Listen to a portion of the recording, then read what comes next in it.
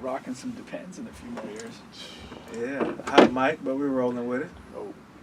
No, it's all good, man. 30 years is crazy, but you don't have any sympathy for him.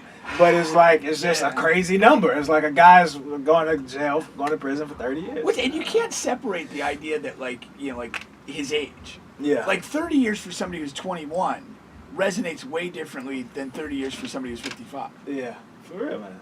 Yeah. But that's what happens to guys who fall in love with kids over and over again. And and it's all the different reports of him paying people off to stay quiet. Yeah, I want at least some of those parents to serve 2 years for being stupid. Being incredibly stupid. But you know what I think I think his biggest mess up was marrying Aaliyah at 15. I think that's without that, I think that's the smoking gun because you can't go around that. No. You can say yes, the girl, she allowed me to pee on her, and I didn't have a chain to a chair. You know what I mean? For it. And you could say these women came here and they wanted to stay in this. Yeah, but okay, you married a 15-year-old girl. Yeah. Regardless of her parents who allowed that and signed off on it. Yeah. I mean, they should go to prison as well. No, I do. I am serious about that. Yeah. I don't know. I'm serious about it too, though. They should be. Good. Yeah. Can we hear us? Are we good? I think so. Yeah. So we all good. All right. Intro.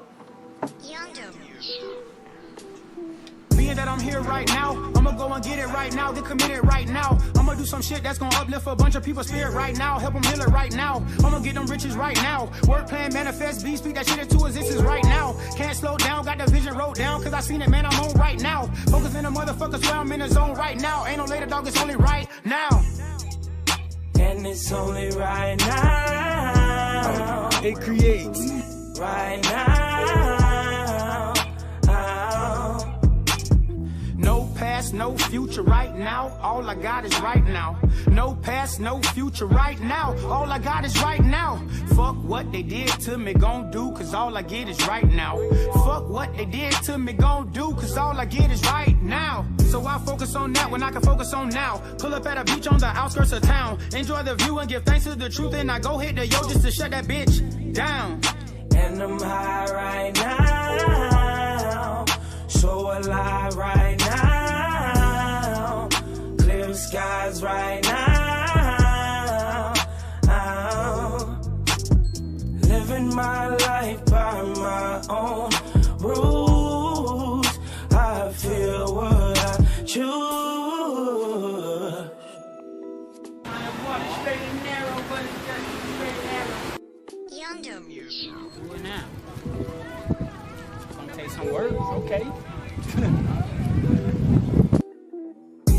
And I'm right back at it. Divine alignment, fully automatic. I don't think about it, I just watch it happen. I just move toward it and I get supported. When I try to force it, it just get distorted. So I dance with it. Crystals all in my pants with it. Healing all in my hands with it. I'm an alchemist, I'm a master, I'm a rabbi. I'm a sensei, I'm a bad guy. I'm an alien, I'm an animal, I'm a cannibal. I'm so handsome, no.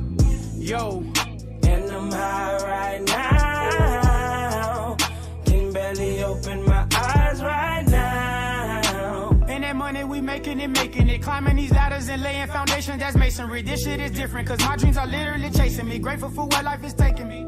I'm living life, that's to say the least. Only true beauty can tame the beast. Only true love can tame that beast. Are you here with me right now? Right now. Vibe with me. Vibe with me right now. Right now, yeah.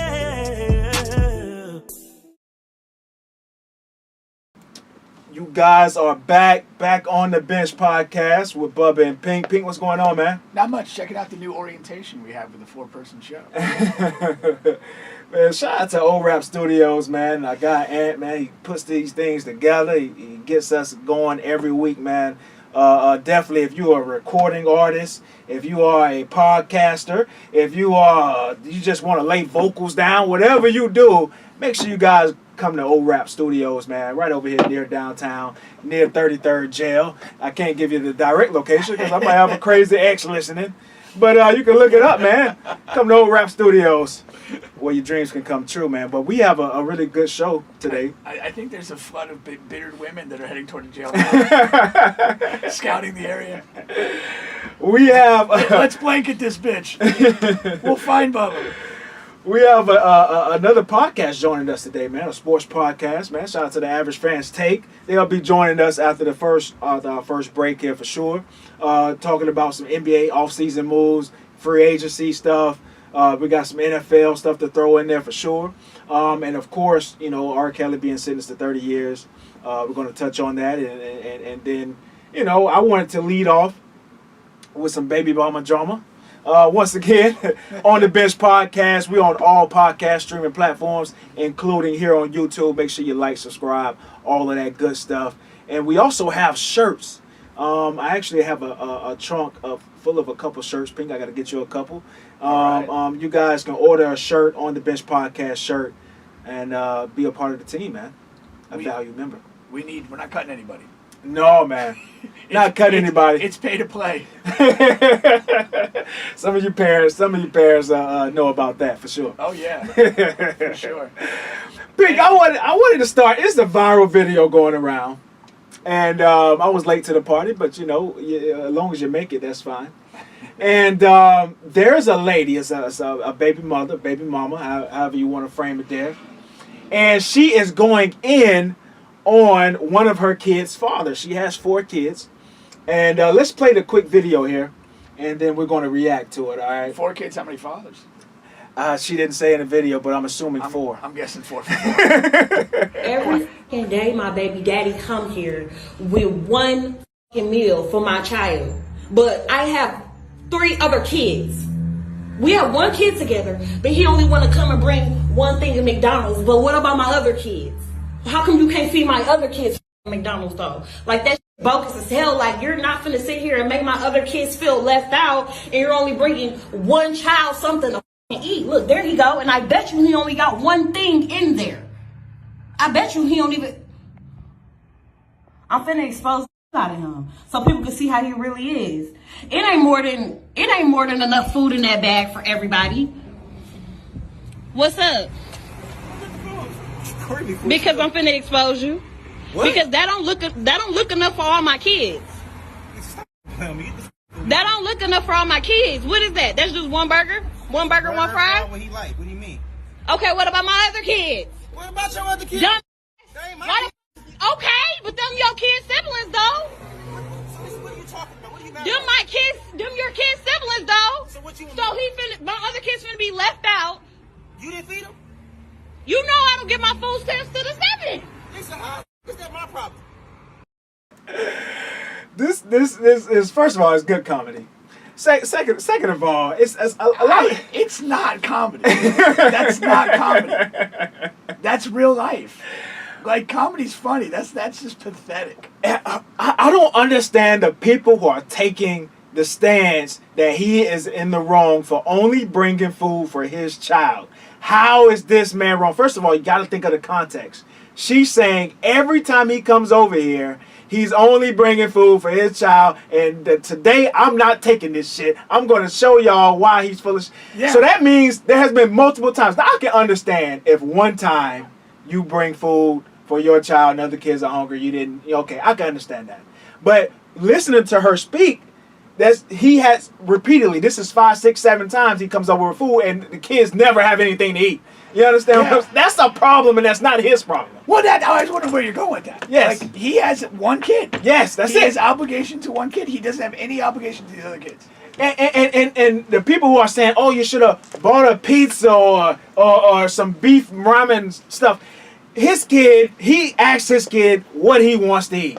His kid says McDonald's. I'm bringing McDonald's, okay? I want to be a super dad. He already doesn't live with me. You got to think about all this stuff. Oh, heck yeah. You know, he already doesn't live with me. He already, you know what I mean? And, you know, I'm only seeing him who God knows how many times. So when he asks for food, I'm going to bring him what he wants to eat. Right. You understand? And I'm not buying McDonald's for 4 or 5 whole fucking daycare.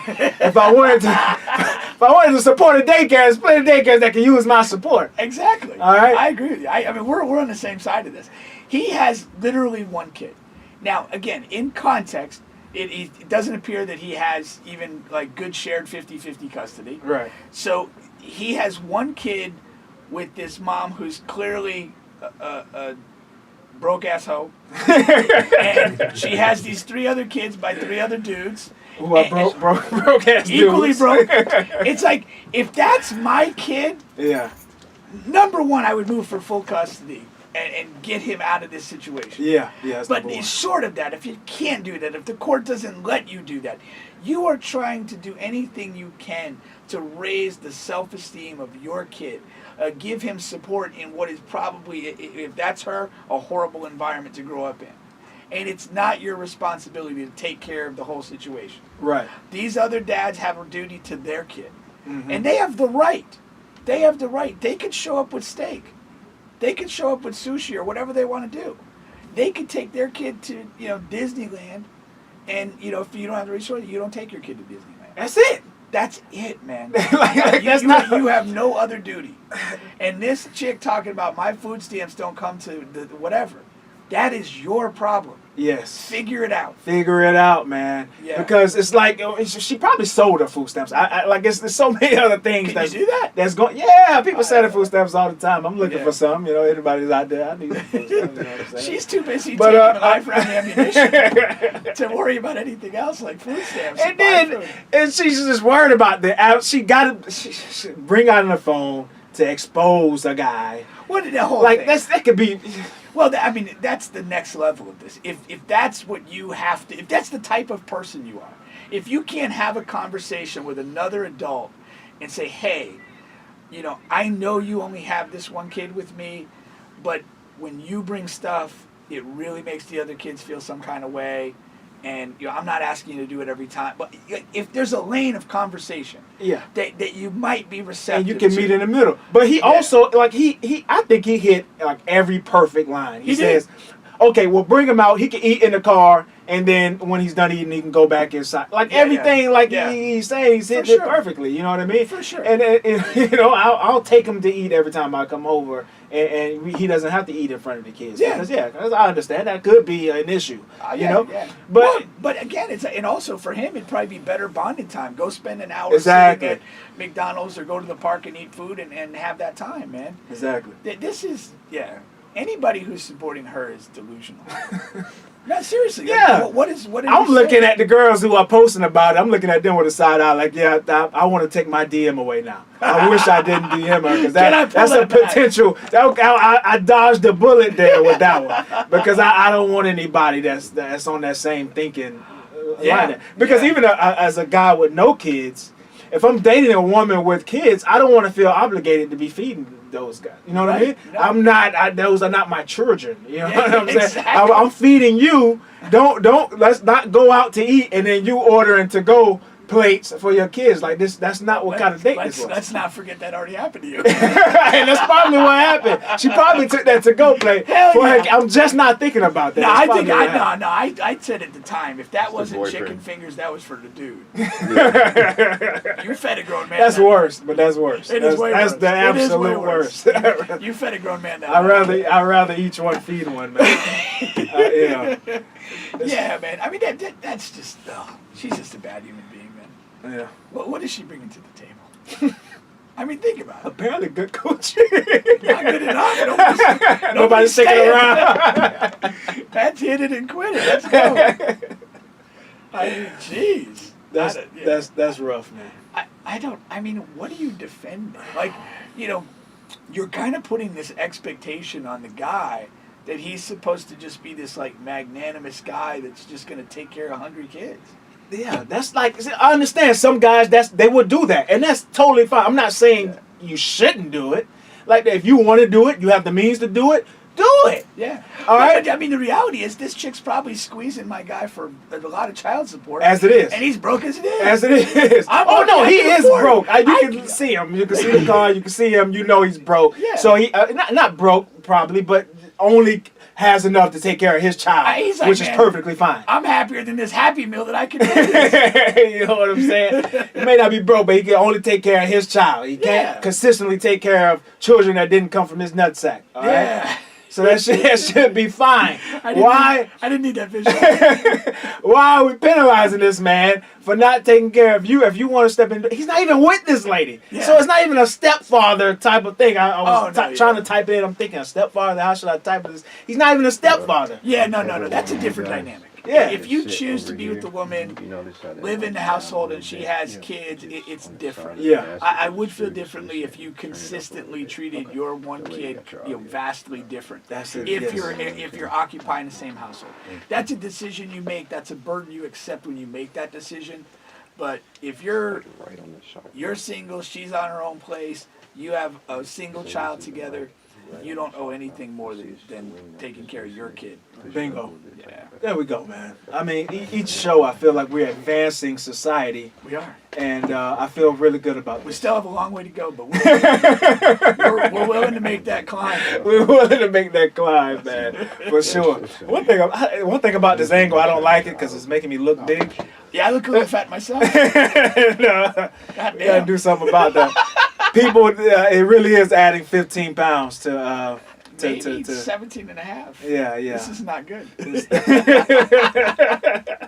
we're gonna roll with it. Who are those two fat guys in our podcast? These guys are humongous. But that's all right. There's nothing you can do about it, man. But I have to hit the gym. I didn't even go to McDonald's today before the show. Usually we do, right? Yeah. Yeah. Wow, man. All right. I should have worn vertical stripes. As we do and always do, we're going to bring up our guest here. But before, we're going to do our ad, man. We have to. All right. So we want to give a special shout out here to our number one sponsor, overkink.com. All righty, in the Average Fans Podcast, you guys can make your way up here. All right. We always like our guests to enter to overkink.com. Kind of sets a mood. Yes, man. Now the people, overkink.com. Overkink.com is a place where you can find all of your bedroom needs. I don't care what it is. I don't care what you're into. If you mention condoms, I'm coming over to take it. We're moving past condoms. Overkink.com. As it, Pete already told you what item they have, but they have whips, chains, they have handcuffs, they have lubes. If you whatever you're into, and if you're watching OPD, if you're watching P Valley like I'm watching, you'll know what lube is for or can be utilized for. And if you use promo code Bubba Pink, you get it for a discount. All right. So I need to move left, or I need to move right, or I need to move back. Just back a little bit. Just back a little bit. I don't need to be all not the up on mic. Just you. All right. That's it. Simple enough, right? Yeah, simple enough, man. All right. And that is overkink.com. Now, the Average Fans Take podcast. Did I get that right? Yes, sir. Yes, sir. It'll help if I turn you guys' mics up. So, just a little bit. What are you guys' podcast about, man? We're primarily just a sports podcast. We try to cover all the trending topics right now. We primarily cover just like football, basketball, or anything else trending in the world of sports. You guys are you guys in the debate mode, or is it more like you're just talking about the subjects and the topics as you go? No, go ahead, bud. No, one of the things that we try to do is give you that home feel. We want everybody to just have their opinion, have a good time, shoot the shit, and leave it where it's at. It's almost like barbershop discussions, I was going to say, that's more the lane it sounds like. Okay. Just a good barbershop discussion. I love barbershop discussions, man. Where can they find you guys at? We're on Apple, Spotify, we're on Anchor, we're pretty much on all your major podcast networks. That's right, man. Anywhere they listen to podcasts, you guys can catch the Average Fans Take podcast for sure. Now, how'd you guys get started? What was kind of the impetus to get this show going? It's just something that we've always been talking about doing. I mean, we have a great time every time that we have like these events coming up in sports, and we just decided like, hey, it's something we've talked about and just wanted to get to it. Somebody might want to listen to what we're saying right now. Pretty much. I identify with that. I feel like me and Bubba leave half of our best shows on the phone during the week. Oh yeah, It's man. like, man, why didn't we? That's why we're talking off air about the baby mama thing. I'm like, hold up, hold it. Yeah, exactly. Wait till we come back on air, man. The funny thing, and I don't know if this guys has happened to you, but about a week or two ago, we were talking to Sean Watson. Yeah. We had a phone call the night before the show, just kind of talking, and it turned into like a half an hour talk, and we both had kind of opinions that were similar. By the time we got on the show the next day, we had a totally different take on it, and just went with that. I don't know if we thought about it overnight or something. The conversation evolved in a completely different direction. Is that something you guys have experienced too? Oh yeah. All the time. I think what it is you spend all your good takes, and the longer you speak to somebody, you either pick up their idea or they start to pick up your idea, and then you find a happy medium in the middle of it. And you look at that and you're like, man, I wish we would have recorded that when we were getting pretty crazy. And we all have different opinions, different views, and it gets buck wild from time to time. Buck wild. I have the Knicks thing queued up, but I actually want you guys' opinion on something really quick here, because I was watching a podcast earlier with JJ Redick's podcast, but he had Kendrick Perkins on the show, right? Yes. Yeah. So in the beginning, he's asking him about First Take in a debate forum, and Kendrick Perkins said something I thought was interesting, where he said that sometimes, well, every time before the show, the night before, they'll give those guys maybe about 30 topics that they're thinking about talking about. Okay. Right? And whatever subjects that the people oppose, meaning they're going to have an argument on, those are the ones they'll choose. Okay. But every once in a while, Perkins says he'll just pick a topic and just for the hell of it, pick a stance just to fucking be, the Devil's advocate. Yeah, devil's advocate. Not that he really feels that way. Or anything like that. I'm incapable. How do you feel about that? I'm incapable. That's of doing disingenuous. Yeah. You shouldn't act like that. You shouldn't do it just because you want to rival somebody. If you feel strongly about something, speak about it. But don't do it so you can get more views. Right. And the problem, I think, with these quote-unquote hot takes is that people say it and there's zero accountability. You say it, you're wrong, we just move on. Just like you these say it, baby you're right. mamas. Exactly. 100% like that. You say it, you're right, we're going to stick to this forever. And I think it's kind of chicken shit that they do that. Can we just call him Baby Mama Perk now? But oddly enough, to play devil's advocate, he's saying that the big wiz at ESPN, at Fox, he got to start at Fox actually, he knows that that's what they're looking for. So, here goes a guy who, he's, in his words, can barely speak English. Can't fill sentences all the way. But he knows if he has a steaming hot take or throws a guy under the bus, that those guys in the suits will love it and keep him employed longer. So it's like, if I can get $1 million, maybe I will. $1 million contract, maybe I will have a bad take. That's the get the bag nonsense we always talk about. It's Tariq Hill going to Miami. It's people do it every day. Yeah. And if that's the way you could look in the mirror at yourself, go for it. There's plenty of things I could get fired up about, like on a daily basis. I don't need to take another side of a take to get fired up about something. That's kind of fraudulent to me. All right. But Perk is a jackass. Speaking of fraudulent, we have the New York Knicks queued up. Now I want to talk about the NBA offseason free agency as a whole, but just wanted to start with the New York Knicks here because of course they made a trade yesterday to clear up more cap space, and the overall feeling is as soon as tomorrow hits, Thursday, which is the first day for official NBA free agency, they're going to offer Jalen Brunson over $100 million contract. What do you guys think about that? Massive overpay. I like Jalen Brunson. I think that he's performed well, especially when Luka was out. My only issue is now you traded your two first-round picks in this year's draft as a way to try to create more cap space to bring in Brunson, and I just don't necessarily see it. I think that with that franchise, it's a long-suffering franchise. They have a delusional fan base. They're always going to tell you about how they're going to get LeBron, how they're going to get these big stars, and then they have to end up just selling for these lesser-known guys. And like I said, I think that Brunson is a good player. I just don't think that he's worth $100 million. He's not close to worth $100 million. And the problem, it's not only there's a pathway where you say, okay, we're going to give up on getting LeBron or KD or Kyrie. We're going to not go for that player. and we're going to build a team in a different way with guys like Jalen Brunson. But you don't make gymnastics moves to get Jalen Brunson and overpay him. What's going to happen is, a year, 2 years into this, the fan base is going to hate Jalen Brunson because he's not that guy. I hate they're going to Tobias resent Harris. that. Yeah. And he's a he's very a good. good- He's a good guy. He's What just happened with Julius Randle? Look at him. Yeah, he had Yeah. a nice season for them, and then they turned on him. When there was a whiff of him being expected to do anything above a surprise us. And it's sad. I mean, the thing, and again, this is the thing. Jalen Brunson's going to get a bunch of money, and if it's all about money, good luck to him. Enjoy it. But if it's about your standing in the game of basketball, and it's not he's not going to get paid somewhere. He's going to go from being this really cool player for the Mavs that's valued and respected, and kind of where's this guy going, to being this guy who's going to underperform the expectations of his contract in New York, which remains a dysfunctional franchise.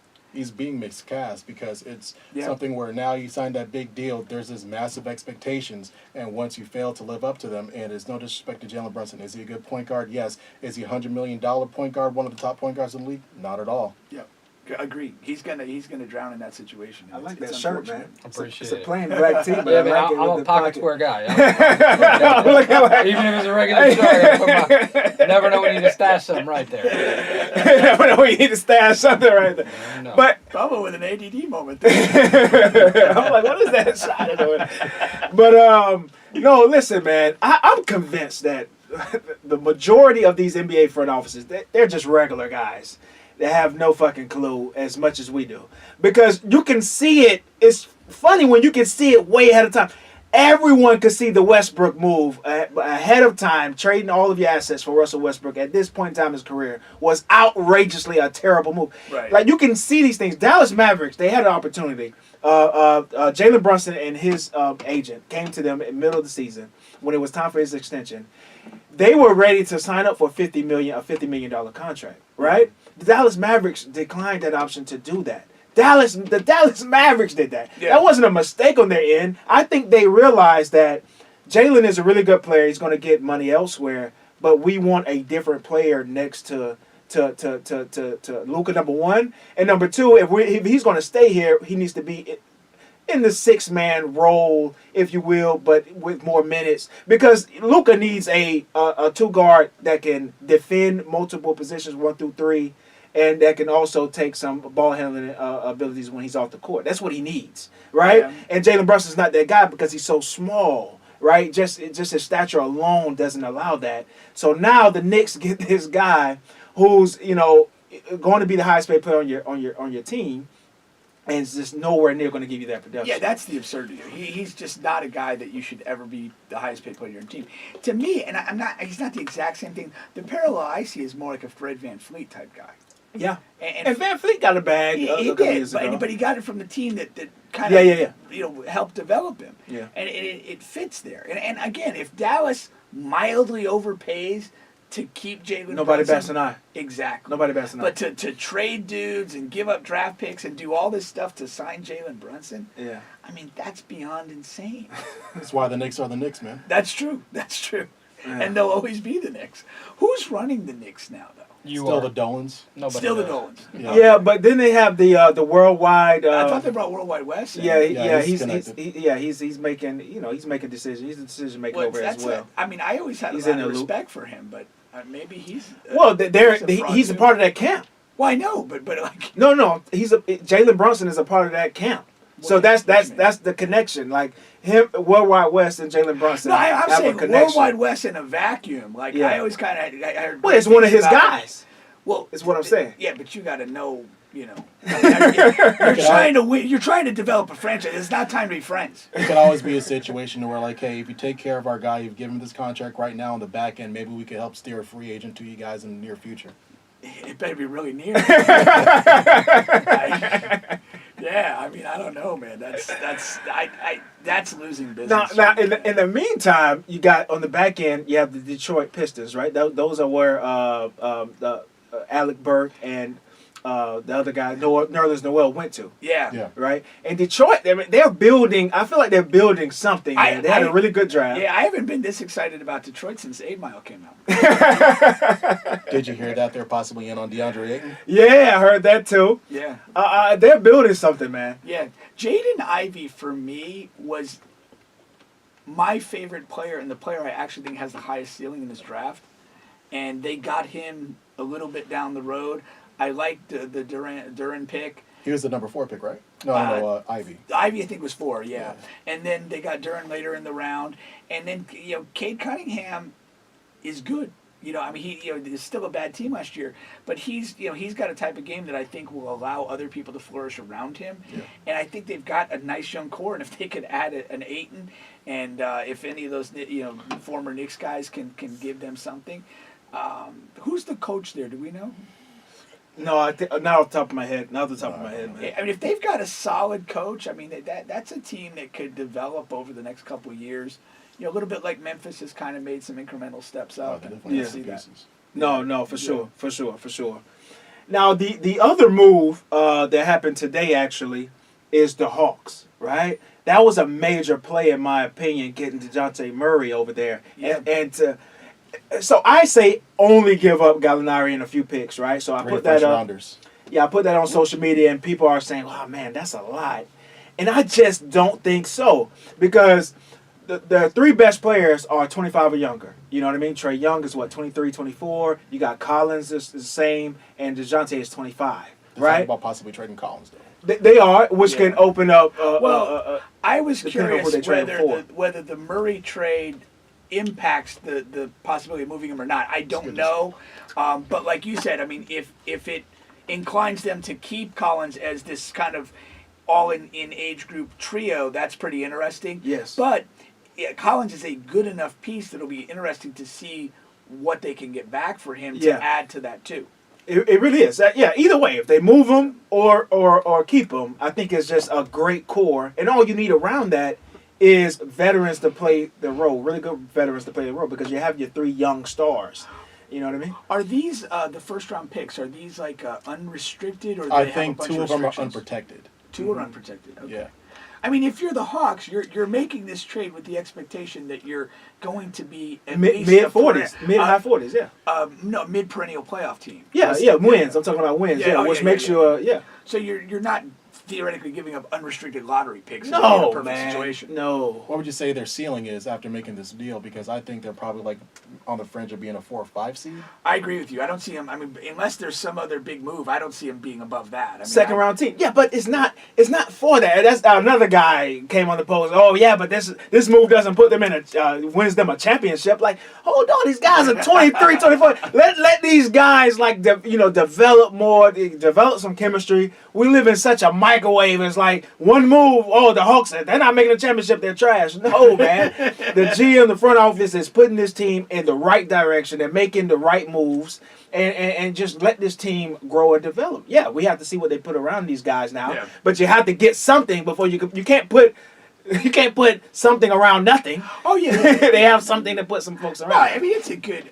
I like the move. It shows some forward thinking by them. I mean, Gallinari's one of those guys who's been part of half a dozen trades in his career. I mean, he was the first prototypical power forward, man. The stretch forward. He's a part of that. Yeah. He gets traded about as frequently as I change the filter in the air conditioner. And we're in the summertime, man. Yeah, so you guys agree with that? I mean, what you thinking? 4th, 5th seed for the Hawks? I don't think that's too far off, but I'm only worried about the 76ers. You're a Philly fan too? I became a Philadelphia fan. I grew up in Houston, and there's a place called Gallery Furniture. And you buy enough furniture, they let you pick a ball out of a basket. In 1995, I picked the 76ers ball. Next year, a year before Iverson, yeah. And that's it. Wow. Oh, man. I have a Philly brother on the show. I had no idea you had such an impact on the franchise. we haven't had good days since Iverson, but it's been a while, man. We're getting close. It's been a while. That's funny. Should have never let Jimmy leave. That Kawhi shot changed things for you guys. It did. Changed my life. It did. I don't think so. That ball still hasn't gone. That's the best thing that ever happened to me, man. The Kawhi shot. Why? Because, first of all, they got rid of Ben. The bitch Ben. The bum. The bum. The elite bum. They spurred that. if that shot does not go in, we're keeping Ben. True. We're keeping go to Jimmy the too, finals, though. and we And you're probably win the keeping- finals. Exactly. You have a title. That's why you do this. No, I don't want that. I don't want cancer on my team. You want cancer? I don't like cancer. I'll take a title with cancer. No, oh, and hell every no. time. Put a Hell on no. an injured Warriors No. team. That's Hell an easy no. chip for you guys. I don't want it Nope. like that. Nope. I don't want it like that. I want I want a real championship. I don't want that shit Toronto has. But Toronto won it without cancer. I don't want to win a championship and then get cancer. If that's what it takes, I don't want that, I'm Pete. with you. You're not willing to do what it takes. I guess I'm That's not. why I'm a man. champion and you're I guess I'm not, man. We got rid of that. Now, unfortunately, like you said, our front office, which Pink knows, I've through extensive history of shitting on Elton Brand. He chose the wrong people and he let Jimmy walk, and that was the moment of our franchise. Should That let was, Tobias Harris go, man. That dude's a scammer. But you don't feel bad because he's a nice guy. no, but it goes to the Jalen Brunson thing. It goes to the Jalen Brunson He thing. was like, he's a really nice guy. I love Tobias Harris on a certain contract. Yeah. You know, That's it. 50, 60 million, I love him. As the highest paid player on my team, when I have Joel Embiid and Ben Simmons, and he's the highest paid player on my team, that makes no fucking sense. No, I Work agree. out. I hate him now. 3-and-D player. Yeah. Yeah, No, that's it. you got to, I mean, it's not just what you are as a player, it's what you're costing. Yeah. That's important. You can't separate the two things. But as a fan, then I feel shitty because now I'm saying a guy's a bum because how much he makes when it really shouldn't be in my fucking business. Right. But he's But this is he's the destroying reality. my team. But this is the reality of sports that we have. Yeah. And so if you're into this and you care, these things matter. They do matter. What you get a player for. If you get, I mean, we talk about it in football all the time, which you may touch upon, but like you have a talented rookie quarterback on a rookie contract, you're at a competitive advantage in the National Football League. Yeah. Big And time. when you then have to pay that same talented guy, that advantage dissipates, and you're kind of moving deck chairs on the Titanic for the rest of that guy's prime. That's why I got to maximize that rookie deal. Yeah, 100%. That rookie contract, I should say. Yeah. Yeah. But, I mean, it's not about who's a nice guy and who's not. I mean, are you a good value for our team? And you help He's us win not. games? I don't know because he's also a hard worker. Don't get me wrong. I don't like Tobias Harris. I hate him. But he's a hard worker. And he does things to try to help the team. We needed him to take more. We needed him to take more catch and shoot threes. He's not a catch and shoot guy, but he upticked it to 7 or 8. Yeah, he missed 7 of them a game, but he upticked it to where I'm trying, guys. His defense increased in the playoffs. Like he tries. Here's what, Guys like Ben Simmons are the guys I want to throw off the Empire State Building. but Tobias is a guy I don't mind if I have to keep him. Okay. I learned everything I needed to know about Tobias Harris in AAU basketball. He played a local team here over in Disney, and he played a game against Christian Jones, who is a Florida State football player and has played in the NFL. Christian Jones kicked his ass. Just kicked his ass. Doesn't surprise Had me. him frustrated. And Christian Jones is I coached against him in high school. I mean, he had the body of like a Greek god as a 16-year-old. I mean, he was a real athlete, a strong, everything. He was a handful. But Tobias had no answers. He got frustrated. He looked like a chump that day. And I just thought, okay, I don't see anything great here.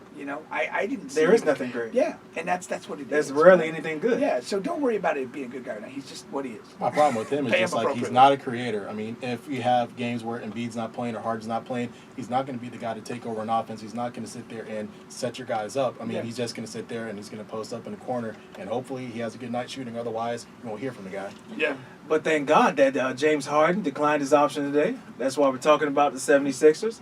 And Was he the only guy in that position with the lucrative option year that turned it down and no, didn't opt so in? this is interesting. So Bradley Beal also declined his option. Okay. But the trick about the difference between the two is we still don't know what Bradley Beal is going to do until tomorrow, but he can decline that to accept a 5-year supermax from the Wizards. Or he's he can unrestricted. unrestricted and can go to any team he Okay. likes. I think so he that's can the only sign difference like a there. 4-year deal too. Yeah. Another team if he goes to another Yeah. team. Yeah. So that's the difference there. But James Harden, he declined his option and professed that he He's gonna take less committed of to money. staying in Philadelphia Yeah. on a team-friendly contract. Yes, the numbers Okay. aren't out yet, but he's gonna take less. of money. Kyrie opts into Brooklyn because Yes. he couldn't find a trade partner. Westbrook opts in glorious fashion. In glorious fashion, man. I got fashion that Jerry Buss probably would have been proud of based on the Showtime show. Highway robbery. Yeah. At his finest, man. Like if I'm a Laker fan, I'm fucking pissed, man. Here we go again. Somewhere along the line, like Westbrook lost any interest in redemption, and he's just bought into being a high-played clown. And I don't know the exact moment that happened, but it did. There's no vengeance season coming from him. There's no refining of my game as I age. There is just ass clown Russ from here until the day's out of the league. I mean, I think in regards to Russ, it requires a certain type of player to be able to play along with LeBron. If you go back to his time with the Heat, I mean, Dwayne Wade and Chris Bosh both had to sacrifice, and even going back to the Cavs with Kevin Love, they had to sacrifice as parts of their game. Kevin Love was out there getting like 20 rebounds a night. When he goes and plays with LeBron, he's relegated to a spot-up shooter. Right. The whole big thing was like, hey, he's got to fit in or fit out, and everybody was ostracizing him, even though Kevin Love is still a good player. But it's just the fact that if you play with LeBron, you have to be able to play defense, you have to be able to be a spot-up shooter, and if those things aren't your strong suits, you're going to stick out. Russ has been a notoriously bad mid-range shooter for years. Yeah. Yeah, but Russ is just a bad player now.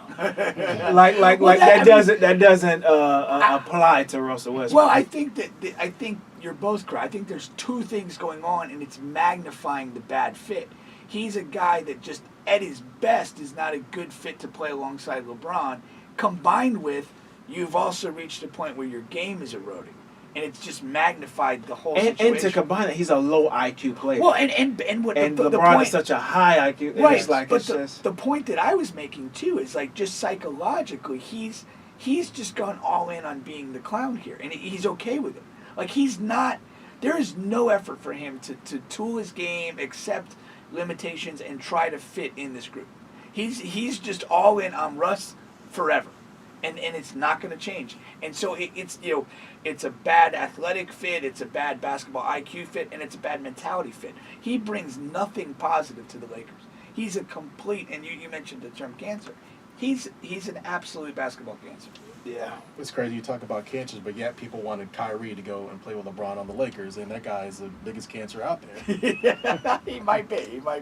But if you're a desperate Lakers fan, yeah, you want that. You rather, like, it's different variations of cancer. Yeah. Like, Kyrie is stage 1, Westbrook is stage 5. I mean, you know what I mean? There's Kyrie different missed half the variations. year, man. Yeah. No, he did. He doesn't play. Yeah, but he was healthy in the playoffs. Yeah. Not that he performed extra well. No, I mean, the thing with Kyrie is that, like, again, even prior to his last couple of years, historically, he does not play a ton of games. No. He's not reliable in that way. And Westbrook is the opposite. Even He's playing bad, he's going to be there. He's available. God damn. Only thing he's not distracting you now, getting those bogus triple doubles. Russ is the type of guy that, like, if you're on the coaching staff, anything, he lands awkwardly. Like, hey, go to the trainer. Let's see if hope you're okay. Maybe the trainer will rule you out for 2 weeks and we'll be okay. No, coach, I'll be out there. Normally, with players that you truly like, you're like, keep the trainer away. Somebody lock the trainer's supply closet. We're good out here. Oh, man.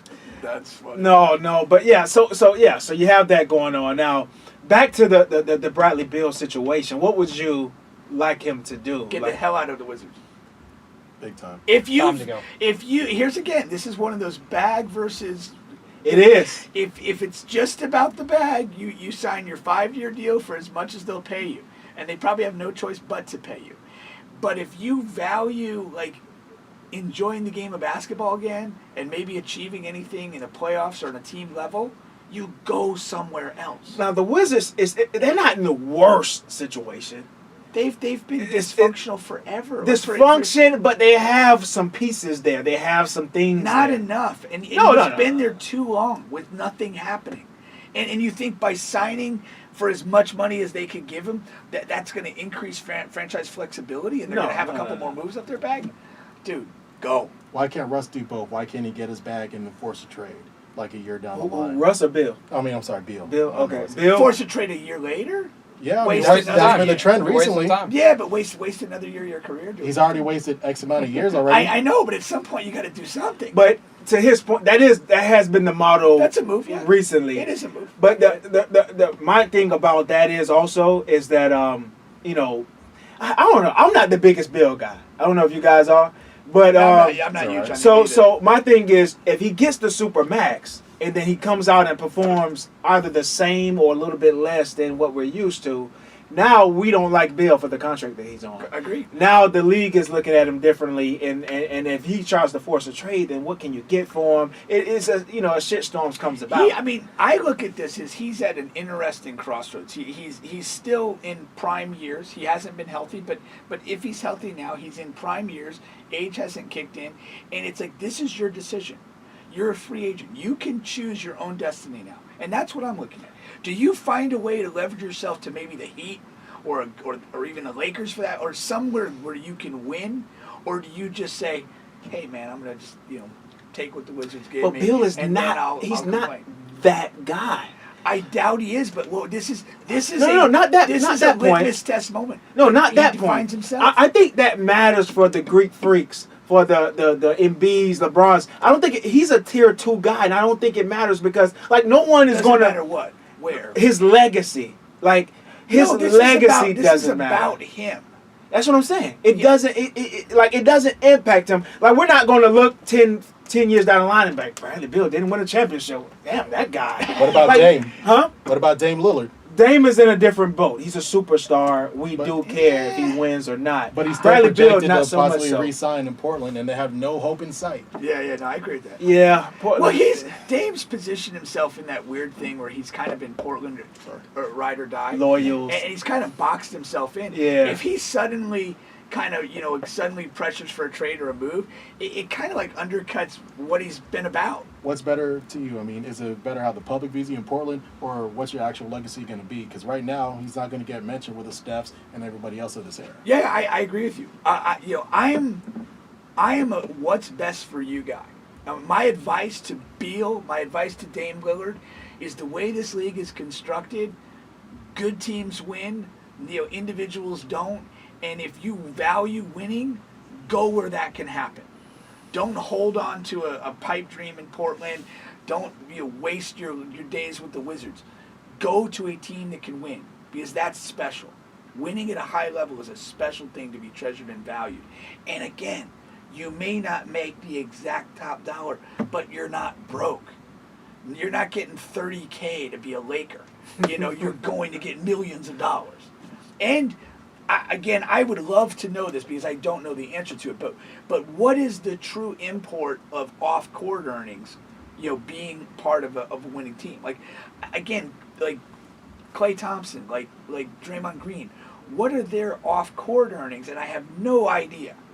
But being part of this Warriors dynasty or era, there's got to be a transferable value to that. And even if you look at Draymond, if Draymond had toiled for the Hawks for the last 9 years and been in the playoffs 3 times, we wouldn't know. he doesn't have a talk about podcast. He doesn't have all We this wouldn't other know. stuff. We wouldn't know. And that's what I'm going. Like Bradley Beal toiling away in Washington doesn't matter. If he gets somewhere where it matters and rises to that moment and performs, and I'm not saying he's the Greek freak, but if he becomes a guy that you get him in a playoff or a finals and he's hitting shots and playing well in big moments, that's different for him. Could he be the best player in a series? Or Absolutely even not. better yet, No. the best No, player in a absolutely championship-winning not. team? No. Then he's not worth that deal.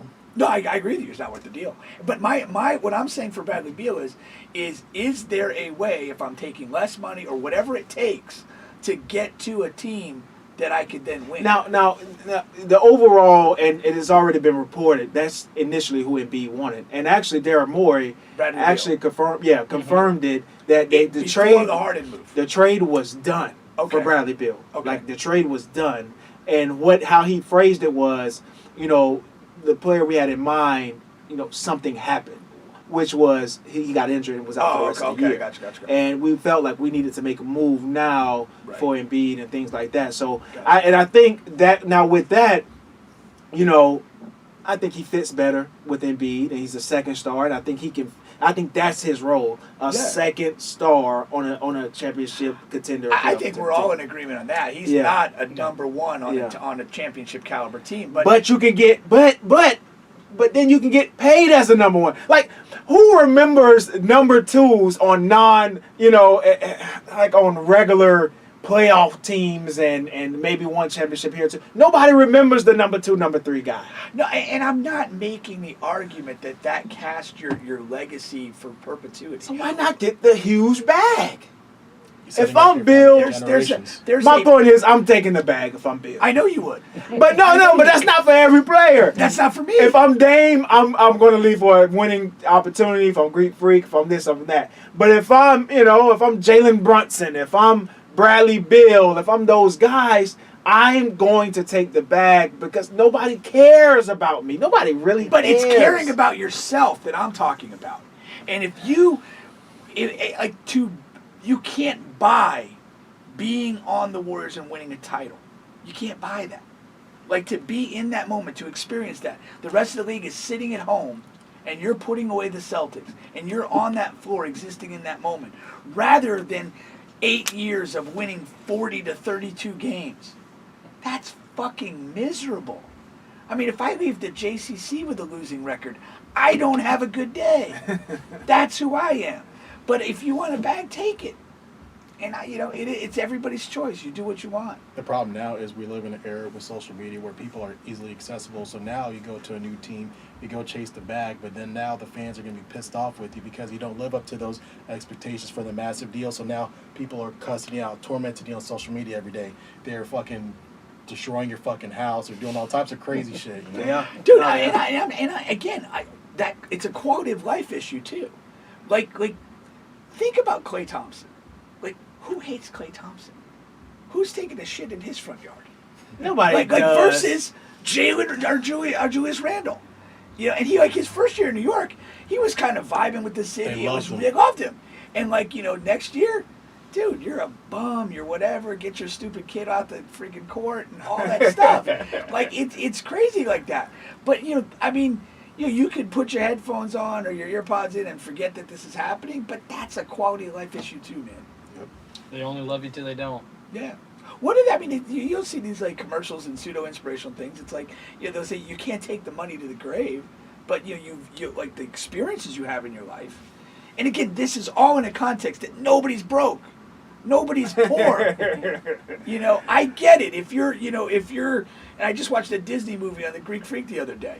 If you're, a great movie. If you're, an illegal immigrant in Greece and you're sharing shoes with your brother, fuck, give me the max with the Wizards. I'll take it. This is better.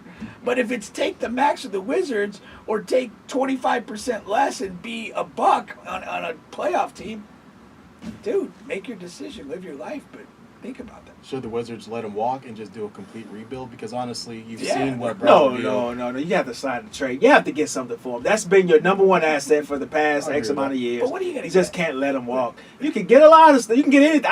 It don't matter what you get. You have to get something. You can get you Tobias can't Harris. let Bradley Beal move.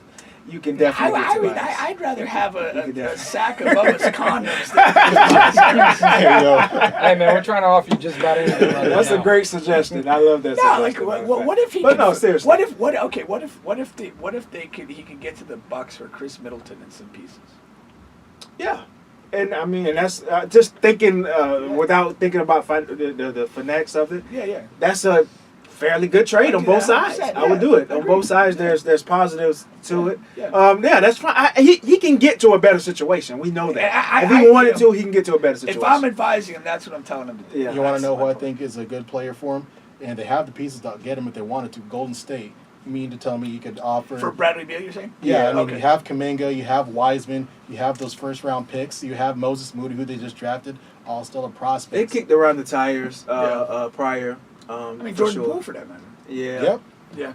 No, the Warriors are in a really special position. Playing lots of money. Yeah. No, they are. They're going to lose a couple of players, but they have some to replace them already on the roster. So yeah. And I'm not. Again, if Wiseman were truly something special, we would know it by now. But he remains intriguing. An athletic 7-foot guy to a team that's undersized. That becomes a piece that has some value.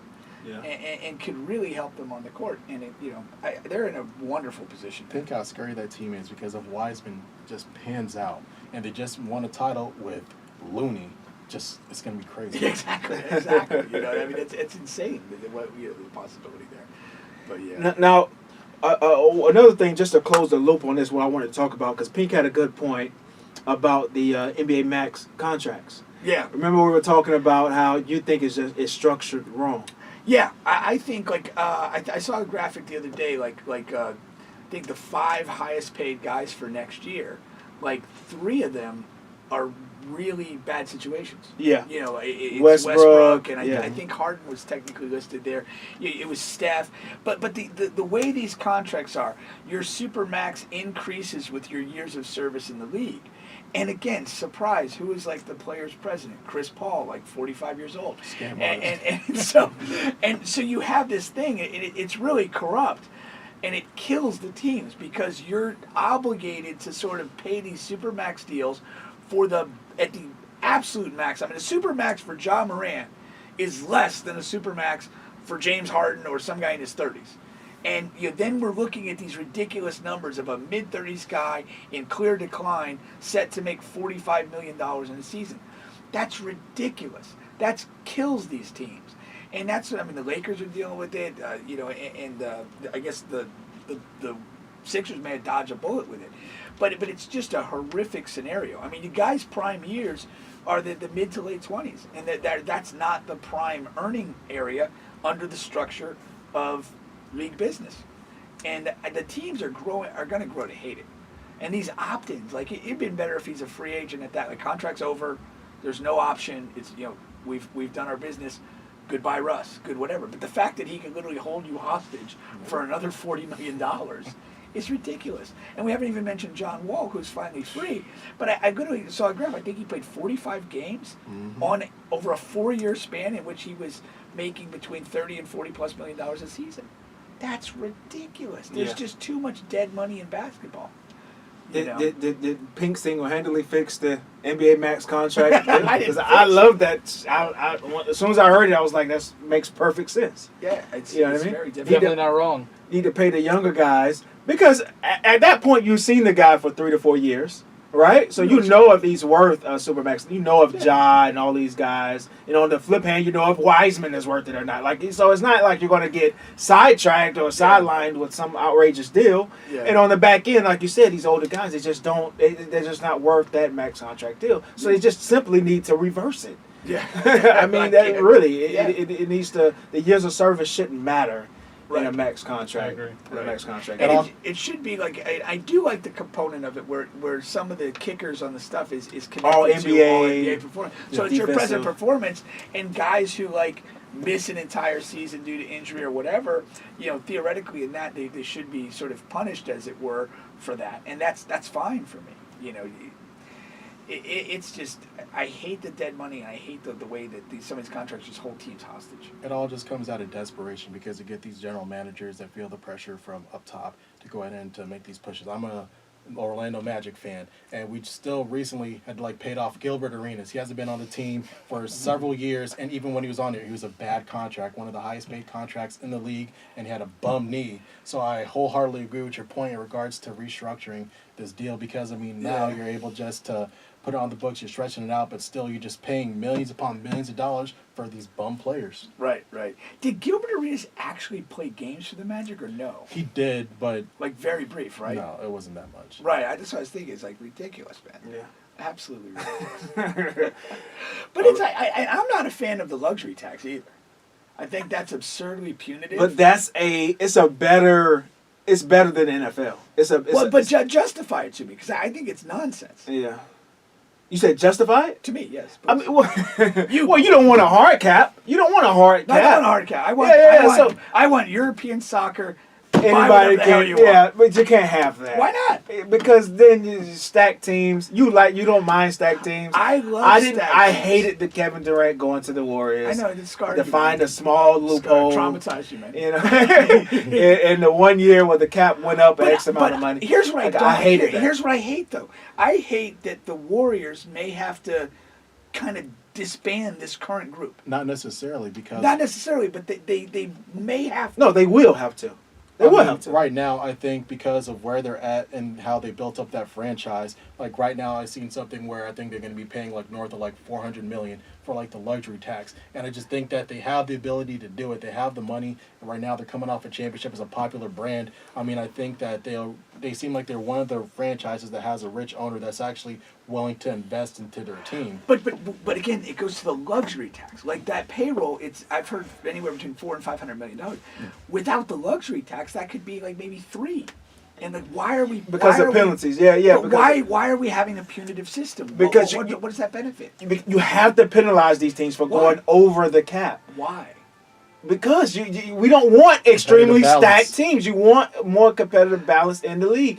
The Kevin Durant, listen, nobody was beating that team in the history of mankind sports. Some other teams No stack it up teams. and I get think the the right Bulls guys. would like to have a word. There are no other right guys to get.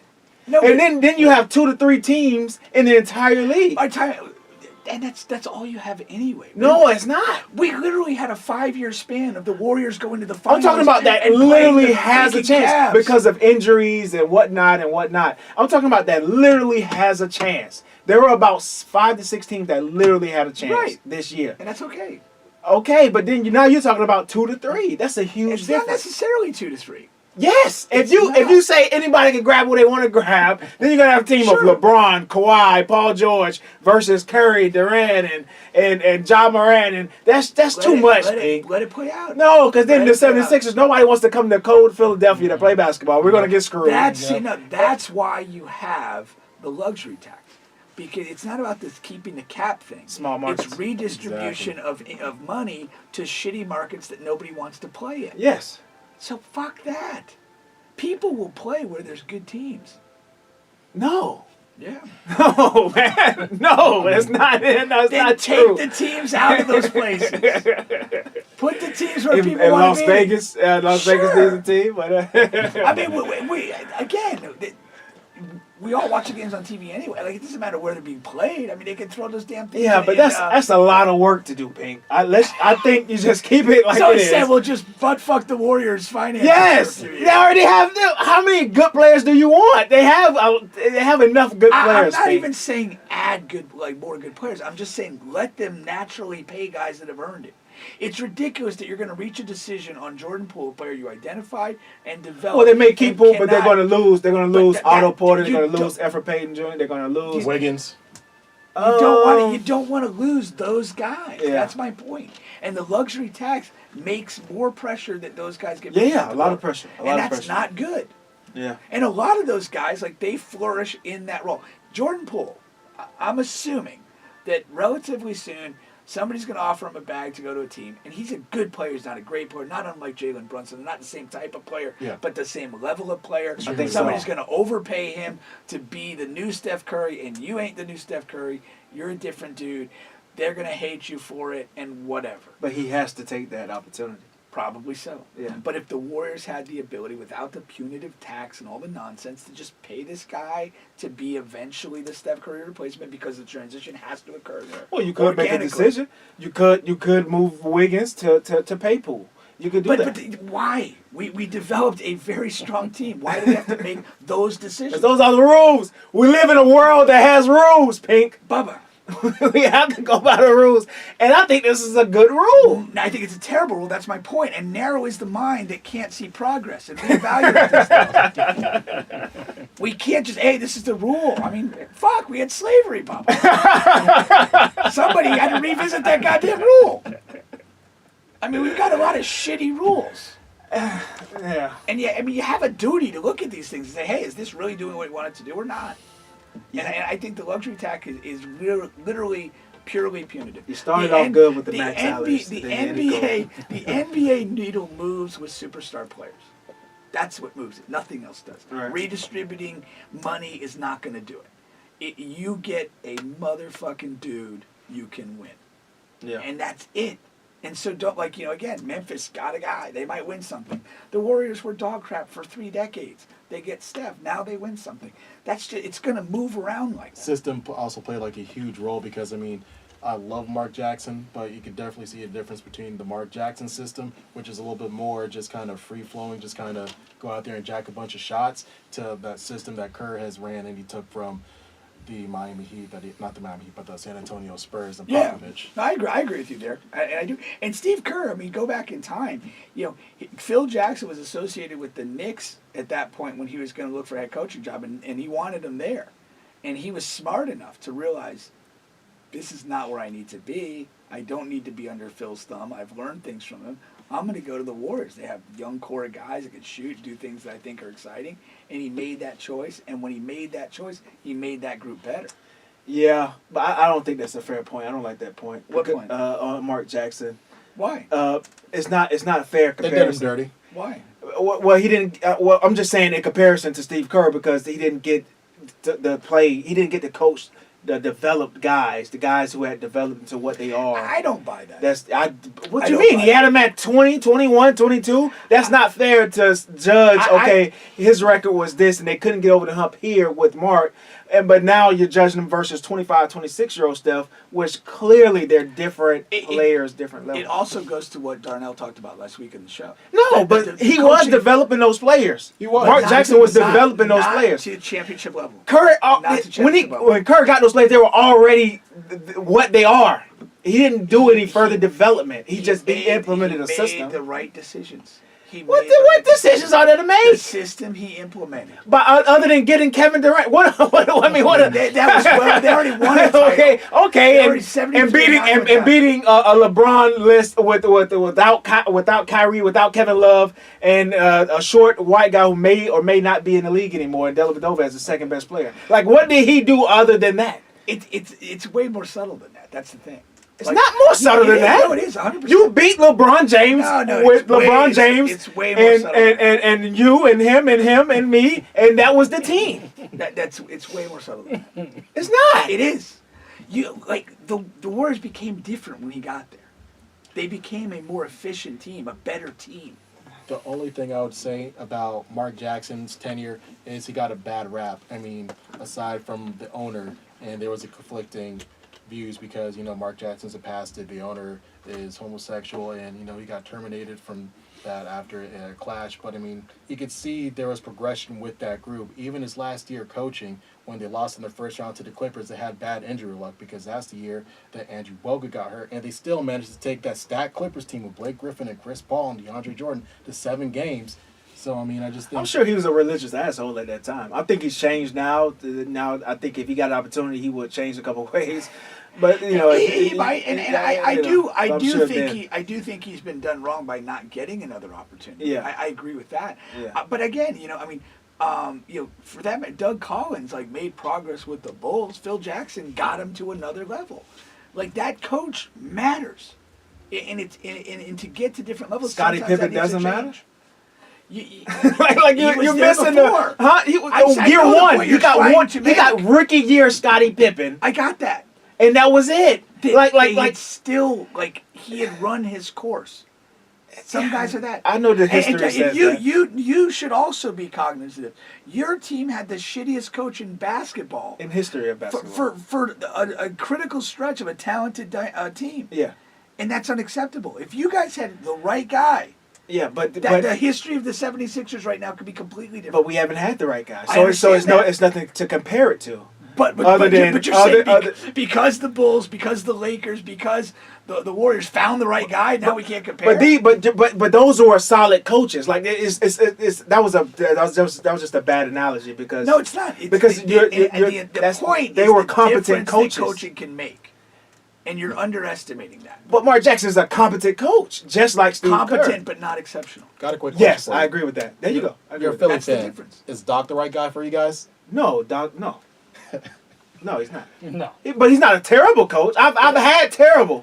Brett Brown is a god awful coach. No, but Doc Rivers is not god awful. Look at his playoff record. I don't hate him. Huh? Look at his playoff record with his blown 3-1 leads and even leads when he's had two game leads in the series. That's why he doesn't want him. Yeah. I don't want him. Okay. I'm not. No, he's not saying no. Yeah. I'm just. But my point with Kerr, he is a value add coach, and I think Mark Jackson's closer to neutral. And that doesn't mean you're incompetent. Like Scott Brooks, he was like a neutral coach. Yeah. He did not add value to the to the thing. Yeah. And the reality is that most coaches are just neutral. Yeah. Some are bad, a lot are neutral, but occasionally you have a value add few guy. exceptions, yeah. And that's difference making. And here's the other thing though. The value add thing becomes a multiplier and that's what Phil Jackson capitalized on. Once he did it with the Bulls, then he had the credibility when he steps to the Lakers to pull that and elevate that thing. Steve Kerr, if he chooses to, and I don't think he's going to be a long-term coach, just my gut feeling. But if the Warriors run their course, he takes a few years off and goes to another franchise, he's going with a whole different level of credibility and value that he had when he signed with the Warriors first time around. He's going to bring the equity of these 4 titles and this run and this experience to the next franchise. And that's difference making. Whereas Mark Jackson's just going to be kind of coming out of the blackballed woods or whatever the hell. And Doc Rivers, leaving the Celtics, having won a championship there, it was value add. And then the repeated failures over the course of his career. He's now net neutral at best. Might be a negative. Yeah. No, that's for sure, man. Before we go to get to my next ad, I just want to close the loop on this conversation. Is there one move that you guys are looking forward to seeing in this NBA free agency and off season? Honestly, I just want to see how the Bradley Beal thing goes because I don't think it's an automatic that he's just going to resign with Washington, and therefore I want to see just like what contenders are ready to go there. And honestly, I want to see if he could possibly find his way to Boston. Bradley Beal to Boston. At the expense of what? I don't know. I think the Brown Tatum thing has run its course. As crazy as it sounds, I know they just made it to a finals. That sounds quite crazy. Yeah, I know, but I'm almost as crazy as McDonald's lady. I don't know. That's interesting. I mean, it's What about you? Man, I'm just excited to see what Philadelphia does. I'm a homegrown type of guy. Let Harden take a little bit of a discount, see if we can get some shooters around him. I don't think we should have traded Seth Curry last season. No, the big mistake. Find a way to dump Tobias Harris on the side of the I-4. I-4? This is my type of guy. He was from where he played in Orlando. He knows where the I-4 is. We can get him back down here for the summer league and just... We got to drag him all the way down the eastern seaboard? There's no interstates in Philadelphia? Nope. Take him back to the I-4. He played down here. He knows where it's at. Oh, that's great. Have any numbers been thrown around on what Harden might agree to yet? No, it's going to be somewhere like he could have, right? So he could have opted in for 48. The number reported is it's going to be between 30 and 35. Okay, that's about what I would figure. That's yeah. not bad. Mm-hmm. What is speaking of Seth Curry? What's his situation? Is he available as free agent, or is he still under contract with Brooklyn for a while? I think he's still under contract. Yeah.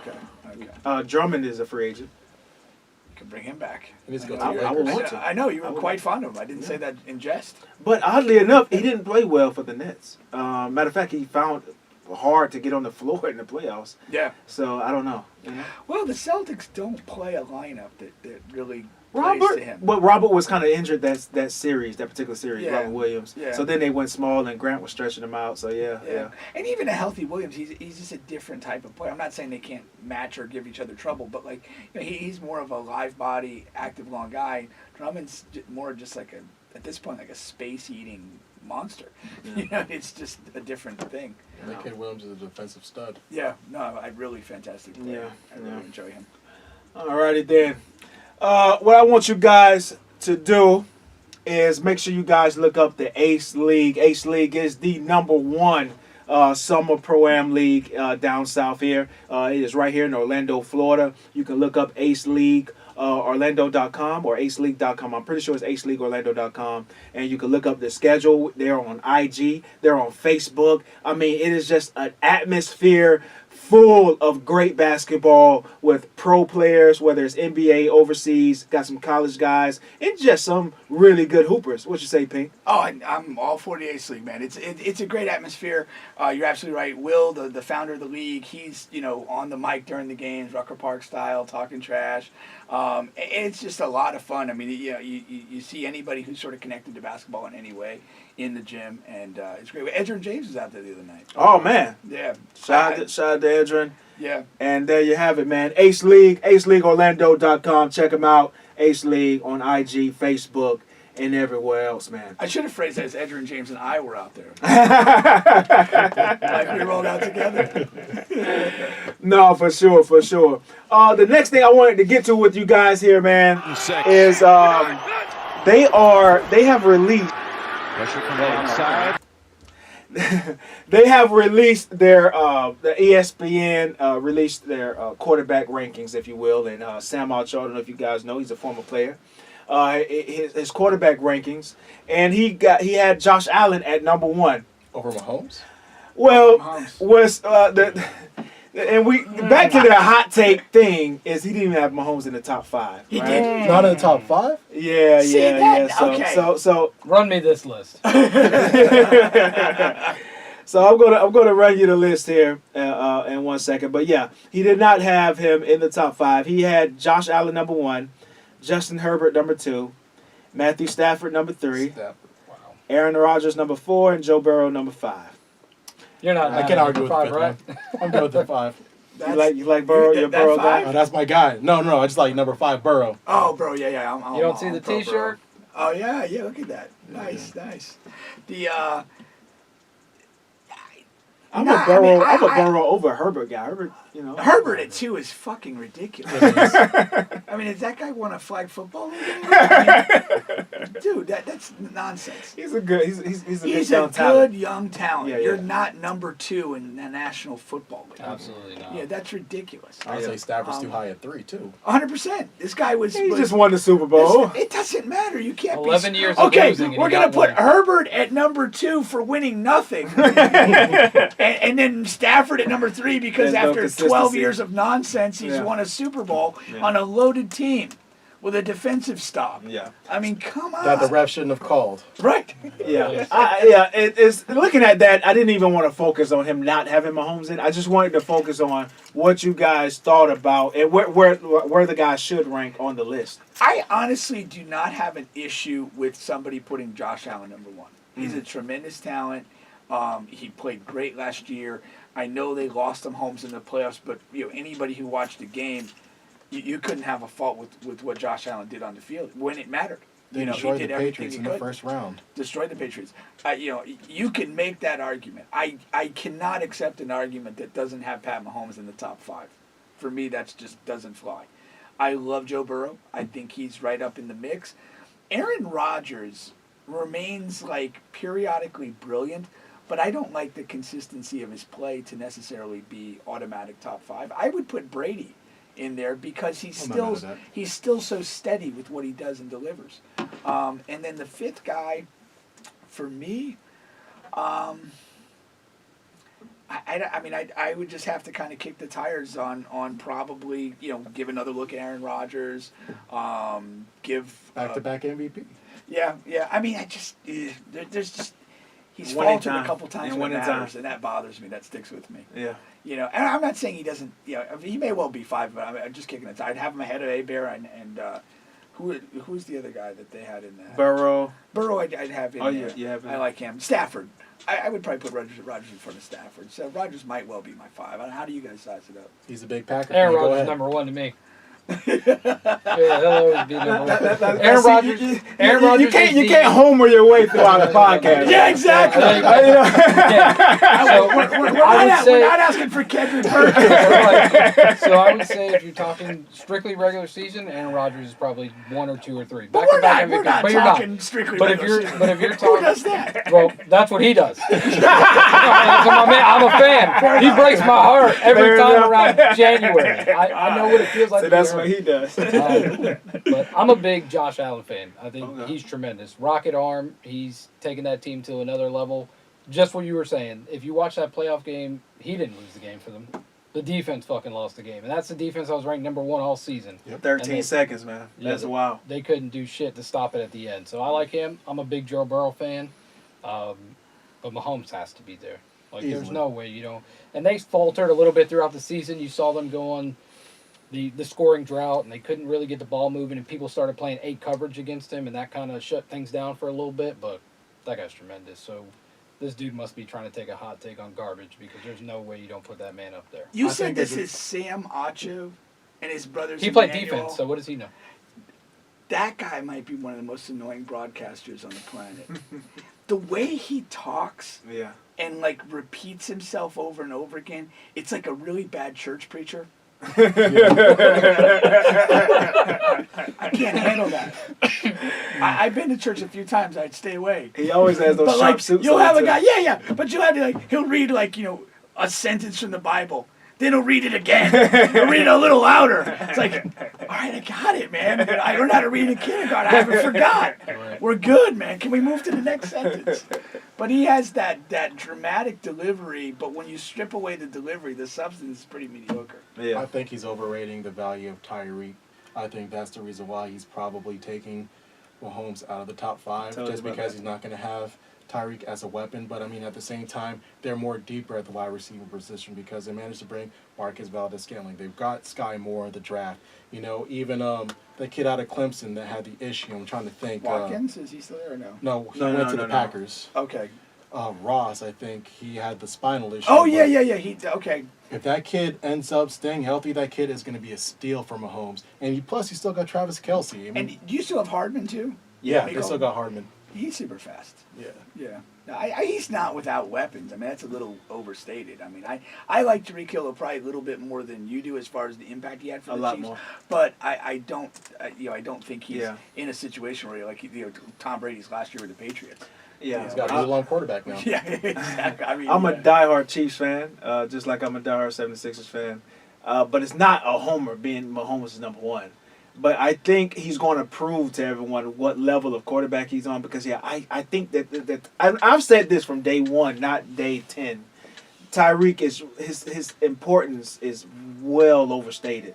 To the point where when teams started going 8 coverage, it pretty much took Tyreek out, and he could only do reverse sweeps and things like that because his route running is poor. His route running is poor. He doesn't go over the middle. He's a fly guy or a reverse guy, and that's pretty much it. He's a 2-trick pony. I guess it's better than the 1-trick pony. Indeed. And the more tricks your pony has, the better. I think he's going to do good in Miami. He's not going to fall off the face of the earth, but I think Mahomes will be his best. He will thrive off of his accuracy. Yeah.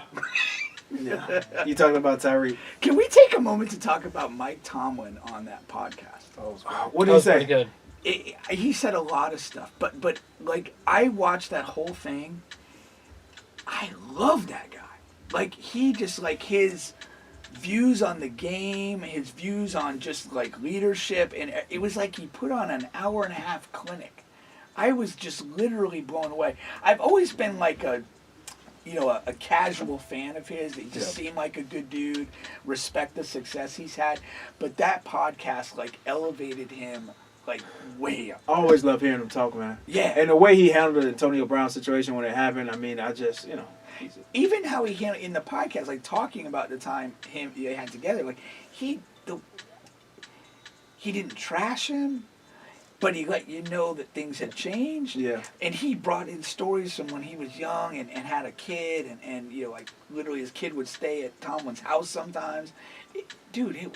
That guy is, among the best people on the planet. Fuck Mother Teresa. She's overrated. I want to hate him so bad because he's a coach for a division rival. But, I mean, this man has never had a losing season. He even won with Duck Hodges at quarterback when Ben was out. And then just hearing him on that podcast, I respect the man. He has some of the best quotes ever. We want volunteers, not hostages. Oh, man. It's one of the best quotes ever. And he even explained why he speaks in these catchphrase quotes, because he doesn't want you to have all of him. He keeps something to himself, and he's able to come up with these things that deliver messages that are connected and get his point across. Yeah, it's amazing. And I remember reading too. This was years ago. It was a basketball coach was talking, and he goes, "When you're in a successful team culture or structure, what you'll have is the people end up talking the same language. You create a language. There's a shorthand of things that you say that mean more than just that 2 or 3 words." And Tomlin seems to have mastered that. And I'm sure anybody that's played it for him for any duration of time, those multitude of little catchphrases and sayings and everything, they probably resonate in those guys' souls for the rest of their life. You know what I like about that is I didn't know he said something about Antonio Brown's kid. You know, Yeah. There's something about that because even Brady was like Brady let Antonio and stay. Yeah, his house. What's going on with Antonio? He doesn't have a house. He's staying at everyone's house. The kids are staying with everybody. He's not housebroken. I don't know. And then afterwards, after the house stay, he shits on the people that he was. Yeah, the people that just had him in the home, man. Super weird. Yeah, yeah. Guys are going like to an extra level to You know what I mean? to help him out, and then he's like just crapping on him, man. That's just man. and I don't know, like that's like I don't know. It's just a weird thing, like when somebody extends that much to you, to like actually kind of go at them in a negative way. I just don't understand that. Just personal code wise, I don't think I could do that. I agree with you 1,000%. No, not at all. Alrighty, let's get to our second sponsor here, man. If I can find it here. Here it goes. Make sure you guys remember Royal13thebrand.com, our second sponsor here. If you want to be fly for the summer is here. You go to Royal13thebrand.com, find all your gear, use promo code BubbaPink for your discount there at Royal13thebrand.com. And no Pink, I keep forgetting to order my shorts. You will be the first person to know. Summer's gonna be over, man. By the time I get them, you can't rock those. You can't rock those after Labor Day, my friend. It definitely has a time step on. It's game over. Man. But lucky for us, Royal 13 they rotate, man, as the seasons go. So you can always be. But fly. that's a special item right there. You belong in those. I want you in those for the Ace League final. Oh yeah. Order up, man. I might even pay 50%. All right, the time has come for Coach Pink, man. We do a segment every week. This segment here is 3 weeks strong. It is a starter bench with Coach Pink. So what we do is the craziest stories in entertainment and sports. I give him a topic. He can start it, which means talk about it, or bench it, and we move on to the next one. We give him a minute. Afterwards, we kind of judge him on his takes. All right. So let me cue up my clock here. And then, okay. All right, so Pink, what did I have this week? Oh, here we go. We were just talking about it, man, Mahomes and Allen. So, the Chiefs-Bills, the game is being nominated, man, for the best game of last year, right? Out of all sports. Out of all sports. Out of all sports. Let me, and I want to make sure I get the right one. For the ESPYs, best game of the 2022 at the ESPYs is being nominated. All right, what chance do you think it has to win as far as best game of last year? I can't think of another game close. I mean, to me, that's hands down unanimous decision. No other game seems close. No, I mean, maybe second leg Real Madrid beating Manchester City, but it still doesn't compare. Nothing. No, that's it. That's simple. Yeah. I mean, just another game jump to your mind? No. No other basketball games have been that intriguing. But so when that game happened, you recognized that it ended and the Chiefs won, but you did not want it to end. No. You wanted to just keep that going, and you knew immediately that you saw something special. Mm-hmm. And I mean, the other, and again, not the only other time, but I remember watching the infamous Duke-Kentucky game with Christian Laettner hitting the shot. Mm-hmm. Watching that game, like you literally, the second that ended, you knew you saw something special for the ages. And I felt that way watching that playoff game. All right, time. I kind of skipped what we were doing there, but we'll get to going here. Amazon Alexa. Bench that. I don't give a damn. All right, we're back to that topic. Alexa, fuck off. Rare health condition. Could be creepy, okay. I don't know. Hopefully I don't have it. All right. So, there is a woman. Good, I don't have it. Man, I had all of this stuff queued up, man. Hold on. All right, so there's a woman in another country. I wanted to get the direct country, but I know the story. So she has a rare health condition to where she's like births a lot of children, right? So without getting fucked? No, so she's very easily. It ain't that rare, my friend.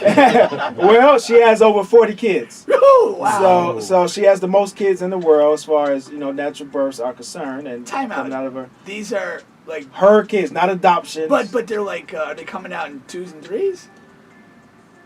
Yeah.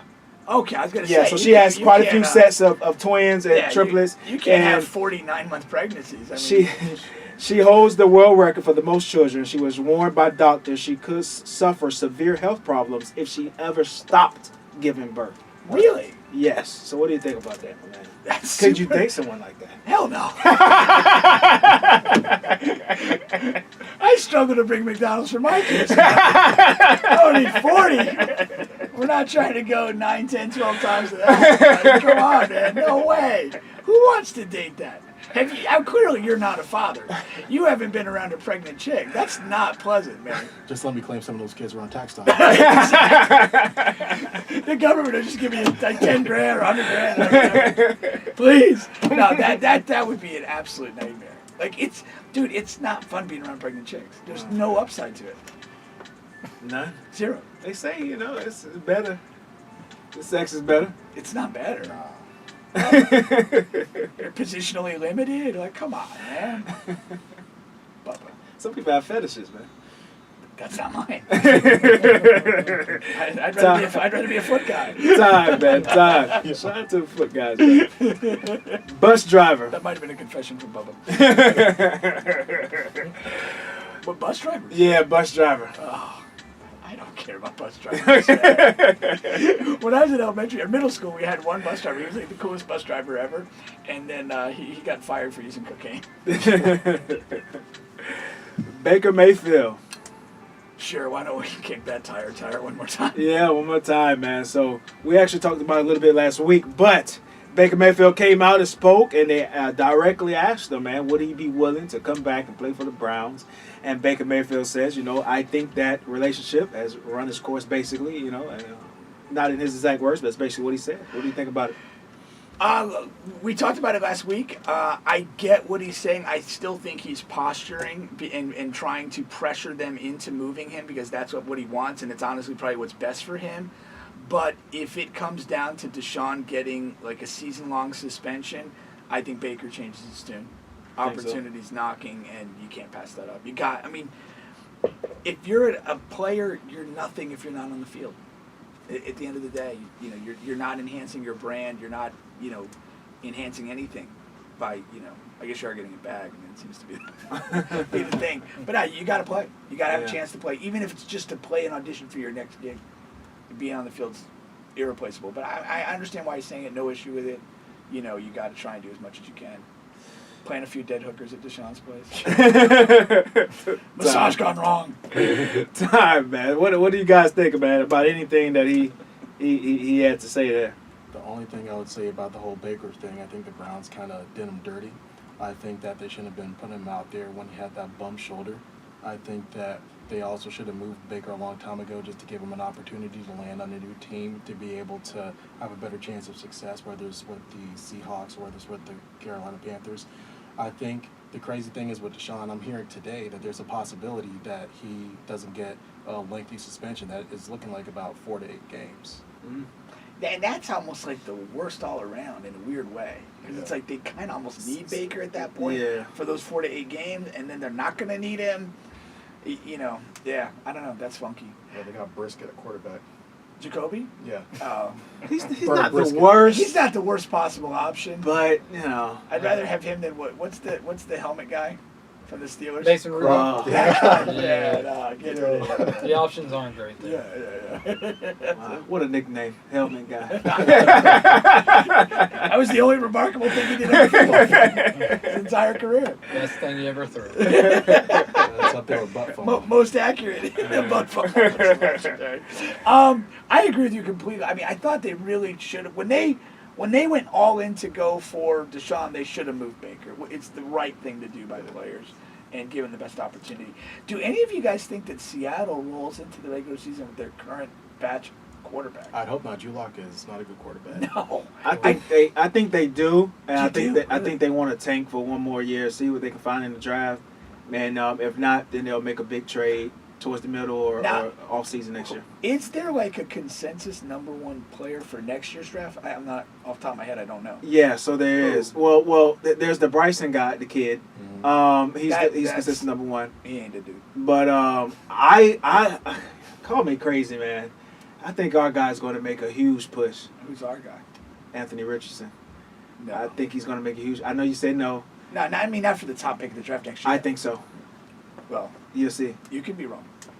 Really. Just want to quickly close the loop. Tell you quickly about the 2 topics you passed on. So Amazon Alexa, they are bringing your dead relatives back to life. What? So What do you mean? you will be able to pick the voice of your great grandmother, your mom. Do you have to have like a stockpile of Tupac recordings of your grandma?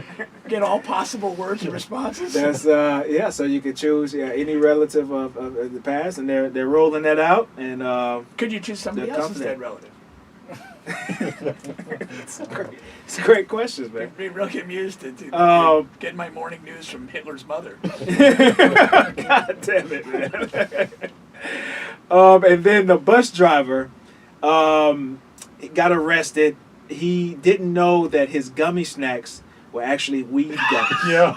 You weren't your bus driver. So At least we were doing cocaine, man. he's been charged with 38 counts of reckless 38 endangerment. Oh, for each For kid. black, bus is full. for blacking out behind the steering wheel. He says he crap. he ate 12 gummies, just eating them back to back before he found he was getting. He had no idea. And if you never had any weed gummies, one is well more than enough. But like, I mean, if the gummies aren't coming out of like the Haribo bag, like, what are you thinking? Like, who eats just No, random they gummies? have all of these different packages, especially where he was at, because they were rolling through. I want to say you said Denver is the place. So it's like, places where it's legal at and they sell it all the time. I'm pretty sure they have all type of unique packages. Probably does look like a candy pack. Probably did. Did they prove it was where? his? Huh? Did they prove it was his? Or, like, who's to say that you No, one of the kids? so he was literally just arrested. So all we have is his statement saying he didn't know. But he hasn't gone through. That the seems super criminal weird, though. That's what I'm procedures. saying. Where is that going? Like, I get, like, you can go to the dispensary and probably buy a bunch of exotic weed gummies. But you can go to, like, Walgreens and buy the regular gummies. Or in Colorado, do you have, like, the weed gummies right next to the regular gummies in the same aisle? I mean, come on, that seems ridiculous. Seems like a good defense. Well, he is a You might lawyer. wanna run So. that one. But then my other point is, like, if like You somebody... taking new clients? Yeah, I've always, man. Wreck a car, give me a call. But no, like, if you're sitting there, like, if somebody just gives you random gummies that are not, like, they're maybe like a generic plastic bag, like, come on, man. How naive do we have to be? You have a duty not to be an idiot. Give this guy the book. Throw him away. Yeah. Oh man. Well, any other sports topics you guys want to talk about before we switch lanes here? No, I think we got it covered. All right. We've done it. We've got it covered. Well, I'll tell you one thing I did want to cover before we move. Was fantasy football. You guys play fantasy football? Oh, big time. Die hard. Oh, you guys are? You're looking at the fantasy football champion. Really? Semantics. Semantics. Call it what you Time want. out. Call it. It's not semantics. How is the champion semantics? You're looking at the guy who gets fleeced every year in fantasy football. No. In trades? Here's He how I will lost. fucking trade you his kid for a player that's on the bench. He's the guy you want to talk to if you are trying to screw someone over. Here's how he ended up winning here. last year. He's right Normal here. fantasy He's the guy. leagues, they cut off at week 17. Guess what? Yeah. Week 17, that's the last time that you actually have active players playing. This This guy, commissioner of the league, Hey. dirtbag, sets it up for week 18. that's Guess not my what? I fault. was That's not scrambling my the fault. waiver wire You trying to find knew- people I never heard you knew of the trying to play. parameters. I had Joe Burrow and Jamar Chase when they went off against Kansas City. Cry I me a easily would have river. won. Cry- watch this. You ready? How many times have you won this league? Hey, we're Not talking never, about You're not ever, talking never won it. 4-time champion. So you got one excuse. What's the other 3? Hey, from past experience, it is very suspect when the commissioner wins. that. Thank you. It's interesting. I'm the commissioner in a league that Pink and I play in every year, and I won last year. There you go. And it's always complaints because, I do switch up a couple of things every year. But everyone can clearly see and get notifications if they read their 100%. fantasy football apps about what is being changed. Some of us work full time. Well, you're committing yourself to this league, from man. home. You're committing yourself to this league. I'm doing that as a bro. Learn the rules, man. That's it, man. 100% agree. 100%. But that was my first year winning in my own league. So. And the worst part is when you want to pass it off, nobody wants to pick it up. No. To be the commissioner. Bitch and complain, but boy, I ain't. Especially when I'm there's not trying money to do that involved, job. because you got to track down guys for money. You start breaking legs. It gets worse. You got to start breaking legs. It gets like that, man. It is. It's Some of funny. those guys are hard to track down. It is tough, man. Especially Changing phone numbers mid-season. No, you gotta get the money before the draft, really. Otherwise, That's really, You think you can trust people, man. It just never works out. Last year was my first year doing that. Usually I bled into. I mean, one year I didn't get it to the playoffs. Yeah, no, it's tough, man. It's People tough. lose interest in, like when they're not. Once doing that team, well. that team 2 and. Yeah. You're 13-1. Hey, is everybody paid up? That's it. No, seriously. Let's put a lien on that guy's paycheck. What is your best strategy like going into the fantasy draft? Do you have a set strategy or you got? The year I've won it, I actually drafted 2 quarterbacks back to back. And then you just wait for people to get desperate.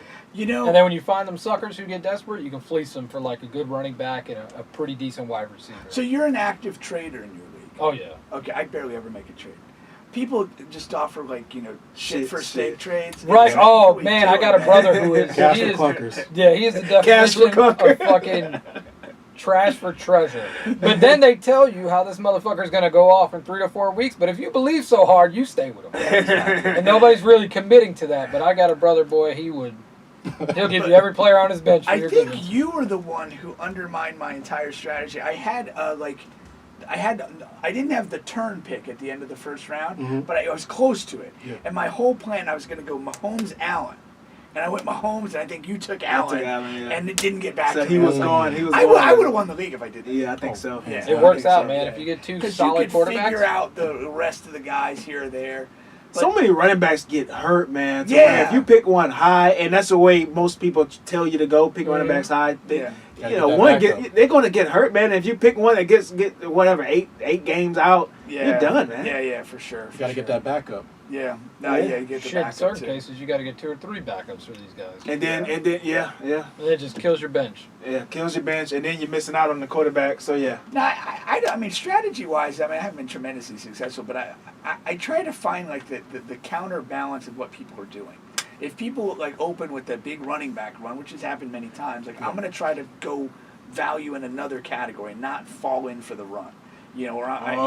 Maybe whatever, or maybe I'll try to be the first guy that goes tight end. Do you try to stack? Like QB wide receiver, QB tight end. Do you try to stack your pair 'em?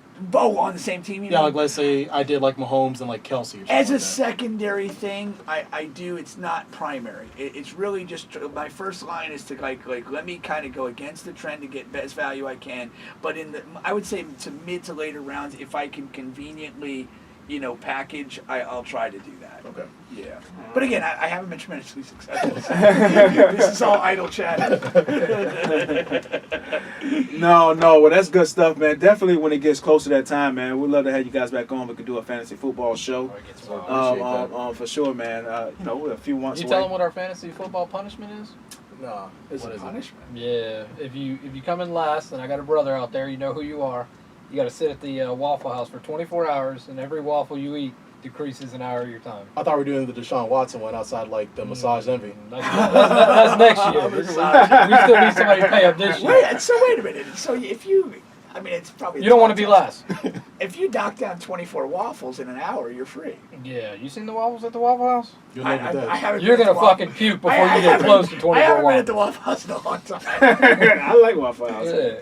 But ours is, and we still have to do it. But I actually like this. This was covered last year. yeah, Todd has to go through the combine drills. So Oh, he has that's to run cool. the 40. that's pretty good. he has That's to- dope. Yeah, he has to do all of that stuff, man. So bench 2 1/4. no, we're not gonna put a limit on it. I don't know what Todd You looks know like, what, but I though? feel bad for him. You know what my favorite combine drill is? It's the wide receiver drill where you have to run down the line and receive balls. Yeah, both ways. Somebody always gets hit. Got in the face. Yeah, because you're not looking at it. You're looking the wrong way. No, that's cool, man. So we definitely get you guys back on for that. So for the remainder of the show, we're gonna riff a little bit on these last 2 topics. You guys can stay on, and you guys can go on about your day. Here's your chance to eject. Yeah, man. I'm gonna sit over there on the couch. My ass is hurting on this chair. All right. Cool beans, man. Cool beans. yo. What I want you guys to know is that Rob Frank is throwing a 4-on-4 summer basketball jam. There's a $2,000 grand prize. Really? All right, so if you guys can hoop, you guys got a couple of friends that you know and you guys want to go through this tournament, you can win it, man, and win $2,000. All right, so what you want to do is you want to look up Rob Frank on IG, on Facebook. You can also comment, reach out to me, and I can get you more of the information. But it's right here on the screen. It's 4 versus 4. Why is it 4v4? Because that's just what it is, man. It's less, you got more money to split up between less guys, man. That's always a good thing. Is there some funny format? Are we playing on a small court? You're playing on the outside court. All right, so that's something there. Okay. All righty, and but it's at 4 o'clock, so you're after the hot sun. It's a lot of positives here, man. And get your $2,000. You need it. All right? Stay hydrated. Gas is high. All right. Drive electric. We're going to close on R. Kelly, but I wanted to make a quick point about this, Pink. About what? I just want to make a quick point about the verses. All right. Oh yes. So we had a couple of R&B verses recently. Marion versus Mario, things like that. And what we're finding is that a lot of our R&B artists that we love, they can't really sing live. That's what we're learning. And here goes the thing, right? Because sometimes you go out and you may see these guys at one of their performances, concerts, things like that. But what you have to understand is these guys, they have things set up to make them sound better at concerts. Some of those guys have built-in auto-tune to the audio systems, things like that. This versus competition, it's just a stage with a camera on you. That's and a microphone. That's it, man. So if you can't sing, it's going to highlight that. And so when you guys come up with these fallacies of I would like to see this person, the reason why that person hasn't done that versus is because they know that this is not the arena for me. Well, whoever thought of Marion could sing?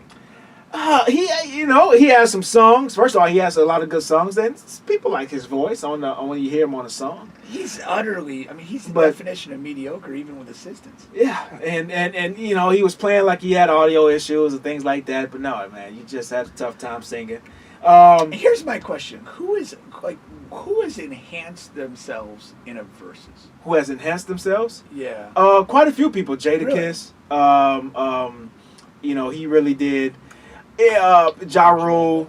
It's really to highlight. It's for older established artists, and it's to highlight their past songs. Well, I get it. I mean, by and large, we're dealing with has-beens. And my general feeling is even when you're beating somebody who's bad, you're not really at your best.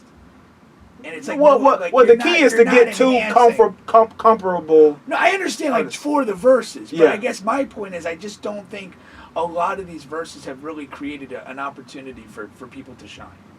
Well, what happens is when they see someone who we haven't seen in a while. A lot of people have gotten tours off of the verses. Oh yeah, no, I get that. Their streaming numbers have went up that night. Things of that nature. There's a reason to do it. Yeah.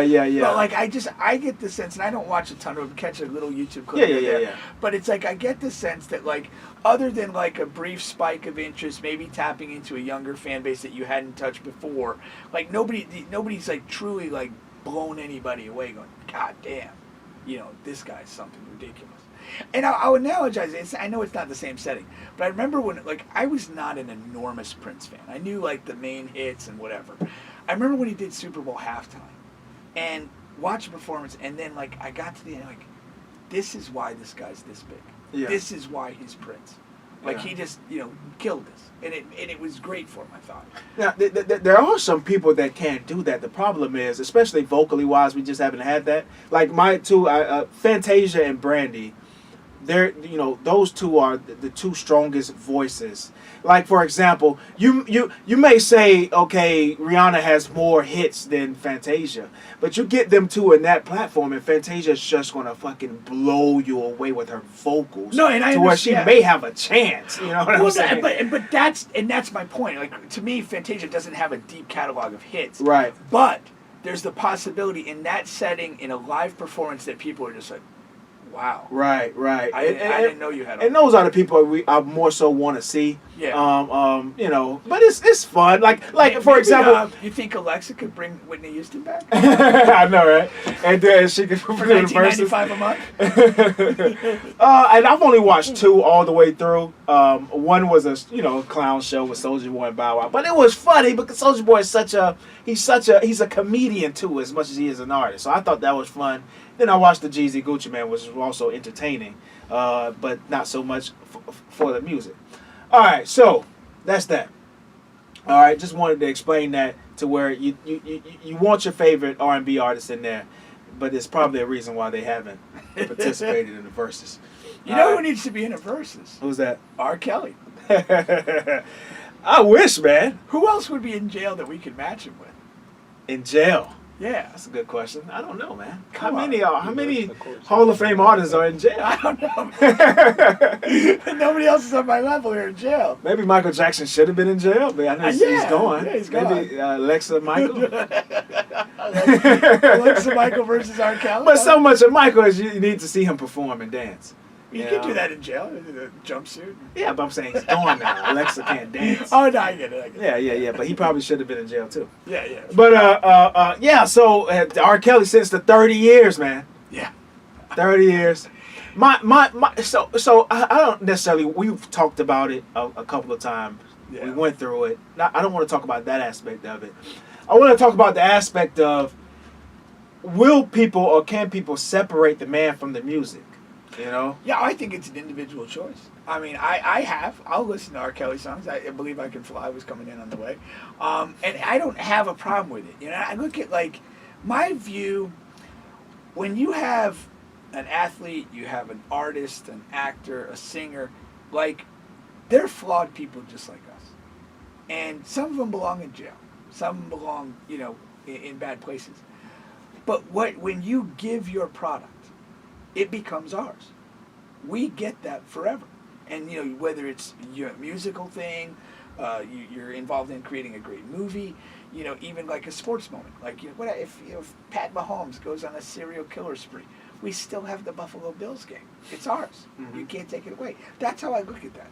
And so I don't have any issue continuing to listen to R. Kelly music or Michael Jackson music or watching the Cosby Show. I haven't done that in 30 years. But it's just not. It's separated. It's art is what it is, and we can take that and we can enjoy that and process it.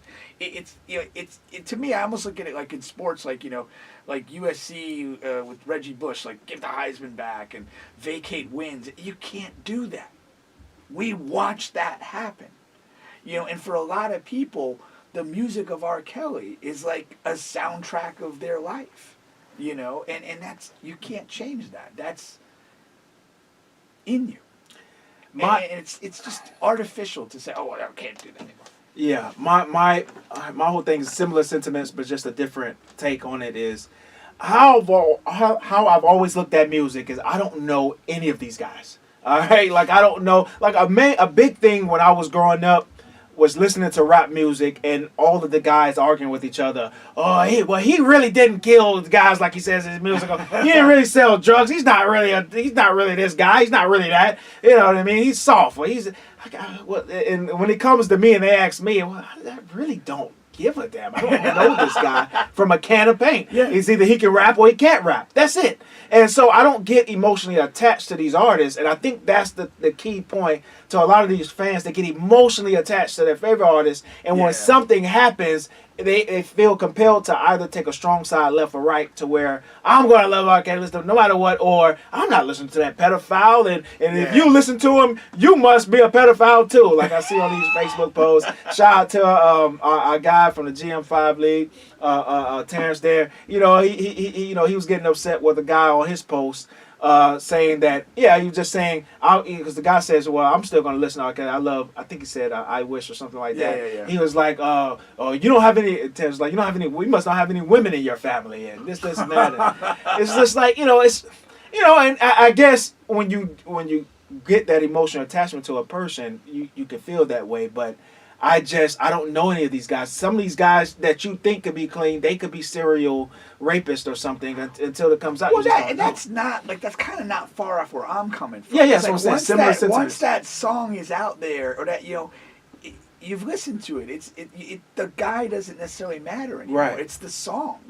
And the reality is, like, most of these artists, they make, even the best ones, they make a handful of songs we really enjoy, but they also, I don't think there's an artist that ever lived where I like more than 50% of the songs they released. Yeah. It's just not the case. Just some songs are, it The- doesn't move the needle for The me. dumbest thing to me in that line was when Drake was beefing with the Pusha T, and Pusha T come out with the diss and was basically he just says, and you have a child and no, you didn't tell anybody, and everybody's like, oh, he said Drake got a baby, didn't tell anybody. Like, what the fuck? How is this a diss? Like I don't care. Yeah, I don't have a duty to tell you I have a kid. If Drake chooses not to tell me he has a child, I don't care. I didn't tell Drake if I have a child. I thought I got a girl pregnant. I didn't call, I didn't tweet Drake like, yo, I think I got a baby on the way. Like, who gives a shit, man? Like, how is this such a hard diss? That is.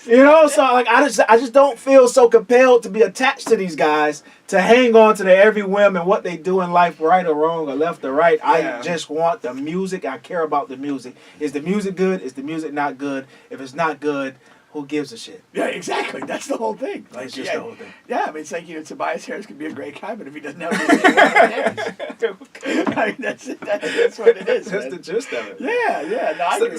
So I'm able to separate the man from the music, and I think people should. Because I was curious to know, and maybe they will now, but I looked on Apple Music, they still have his music up. Yeah. YouTube actually pulled a lot of his stuff.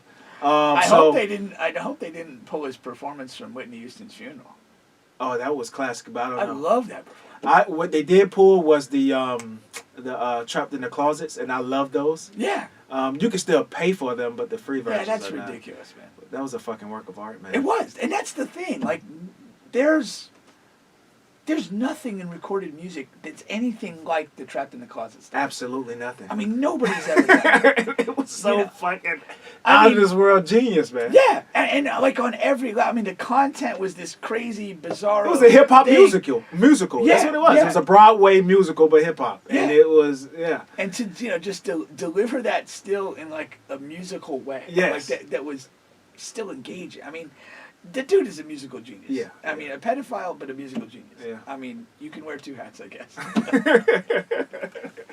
I guess like when you hear 30 years, you're like, God, that's a long time. Yes, man. And Because then you know like, how old he is. Well, you do the math, and it's like, he's an older dude, and so like, by the time, and assuming he lives another 30 years, like, fucking be like wearing Depends undergarments, and who gives a damn, what, he couldn't molest anybody if he tried, and but then it's like the other reality of this is like, that's not something you can rehab from. If that's your lane, if that's your fetish, if that's your behavior, that's who you are. That's who you are as you breathe. And there's no rehabilitation for that. So it's like, yeah, you probably don't belong in the streets anymore. So it is what it is. But I would be open to a versus from jail. Let the truth be known.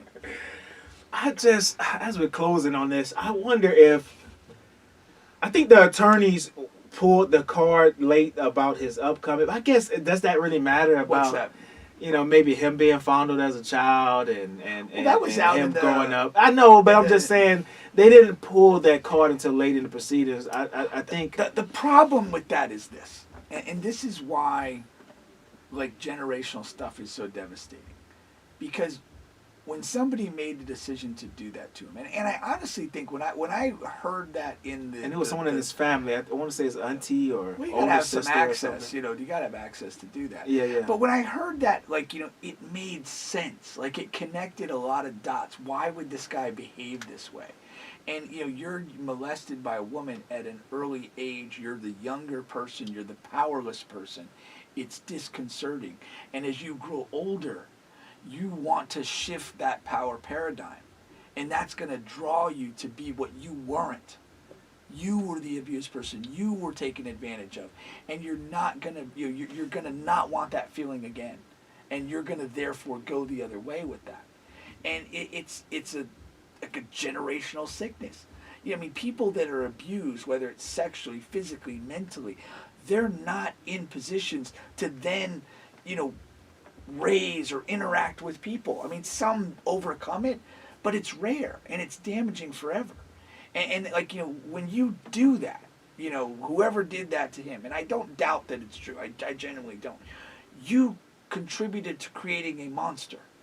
And there are, for all the people that he took advantage of, those people, 99.9% of them, are not going to have healthy sexual lives after that. And so, like, you know, if he was abused and he goes ahead and abuses, you know, 15, 20 people, then they're going to fuck up another 40 people. It's just, that's what you go. I mean, it just, you can't change that. I mean, if people get this sickness in them, and it's not something that can be easily reversed. And when you abuse somebody in any manner, you're creating a monster. And that monster is going to damage people down the line. It's well said, my man. Well said.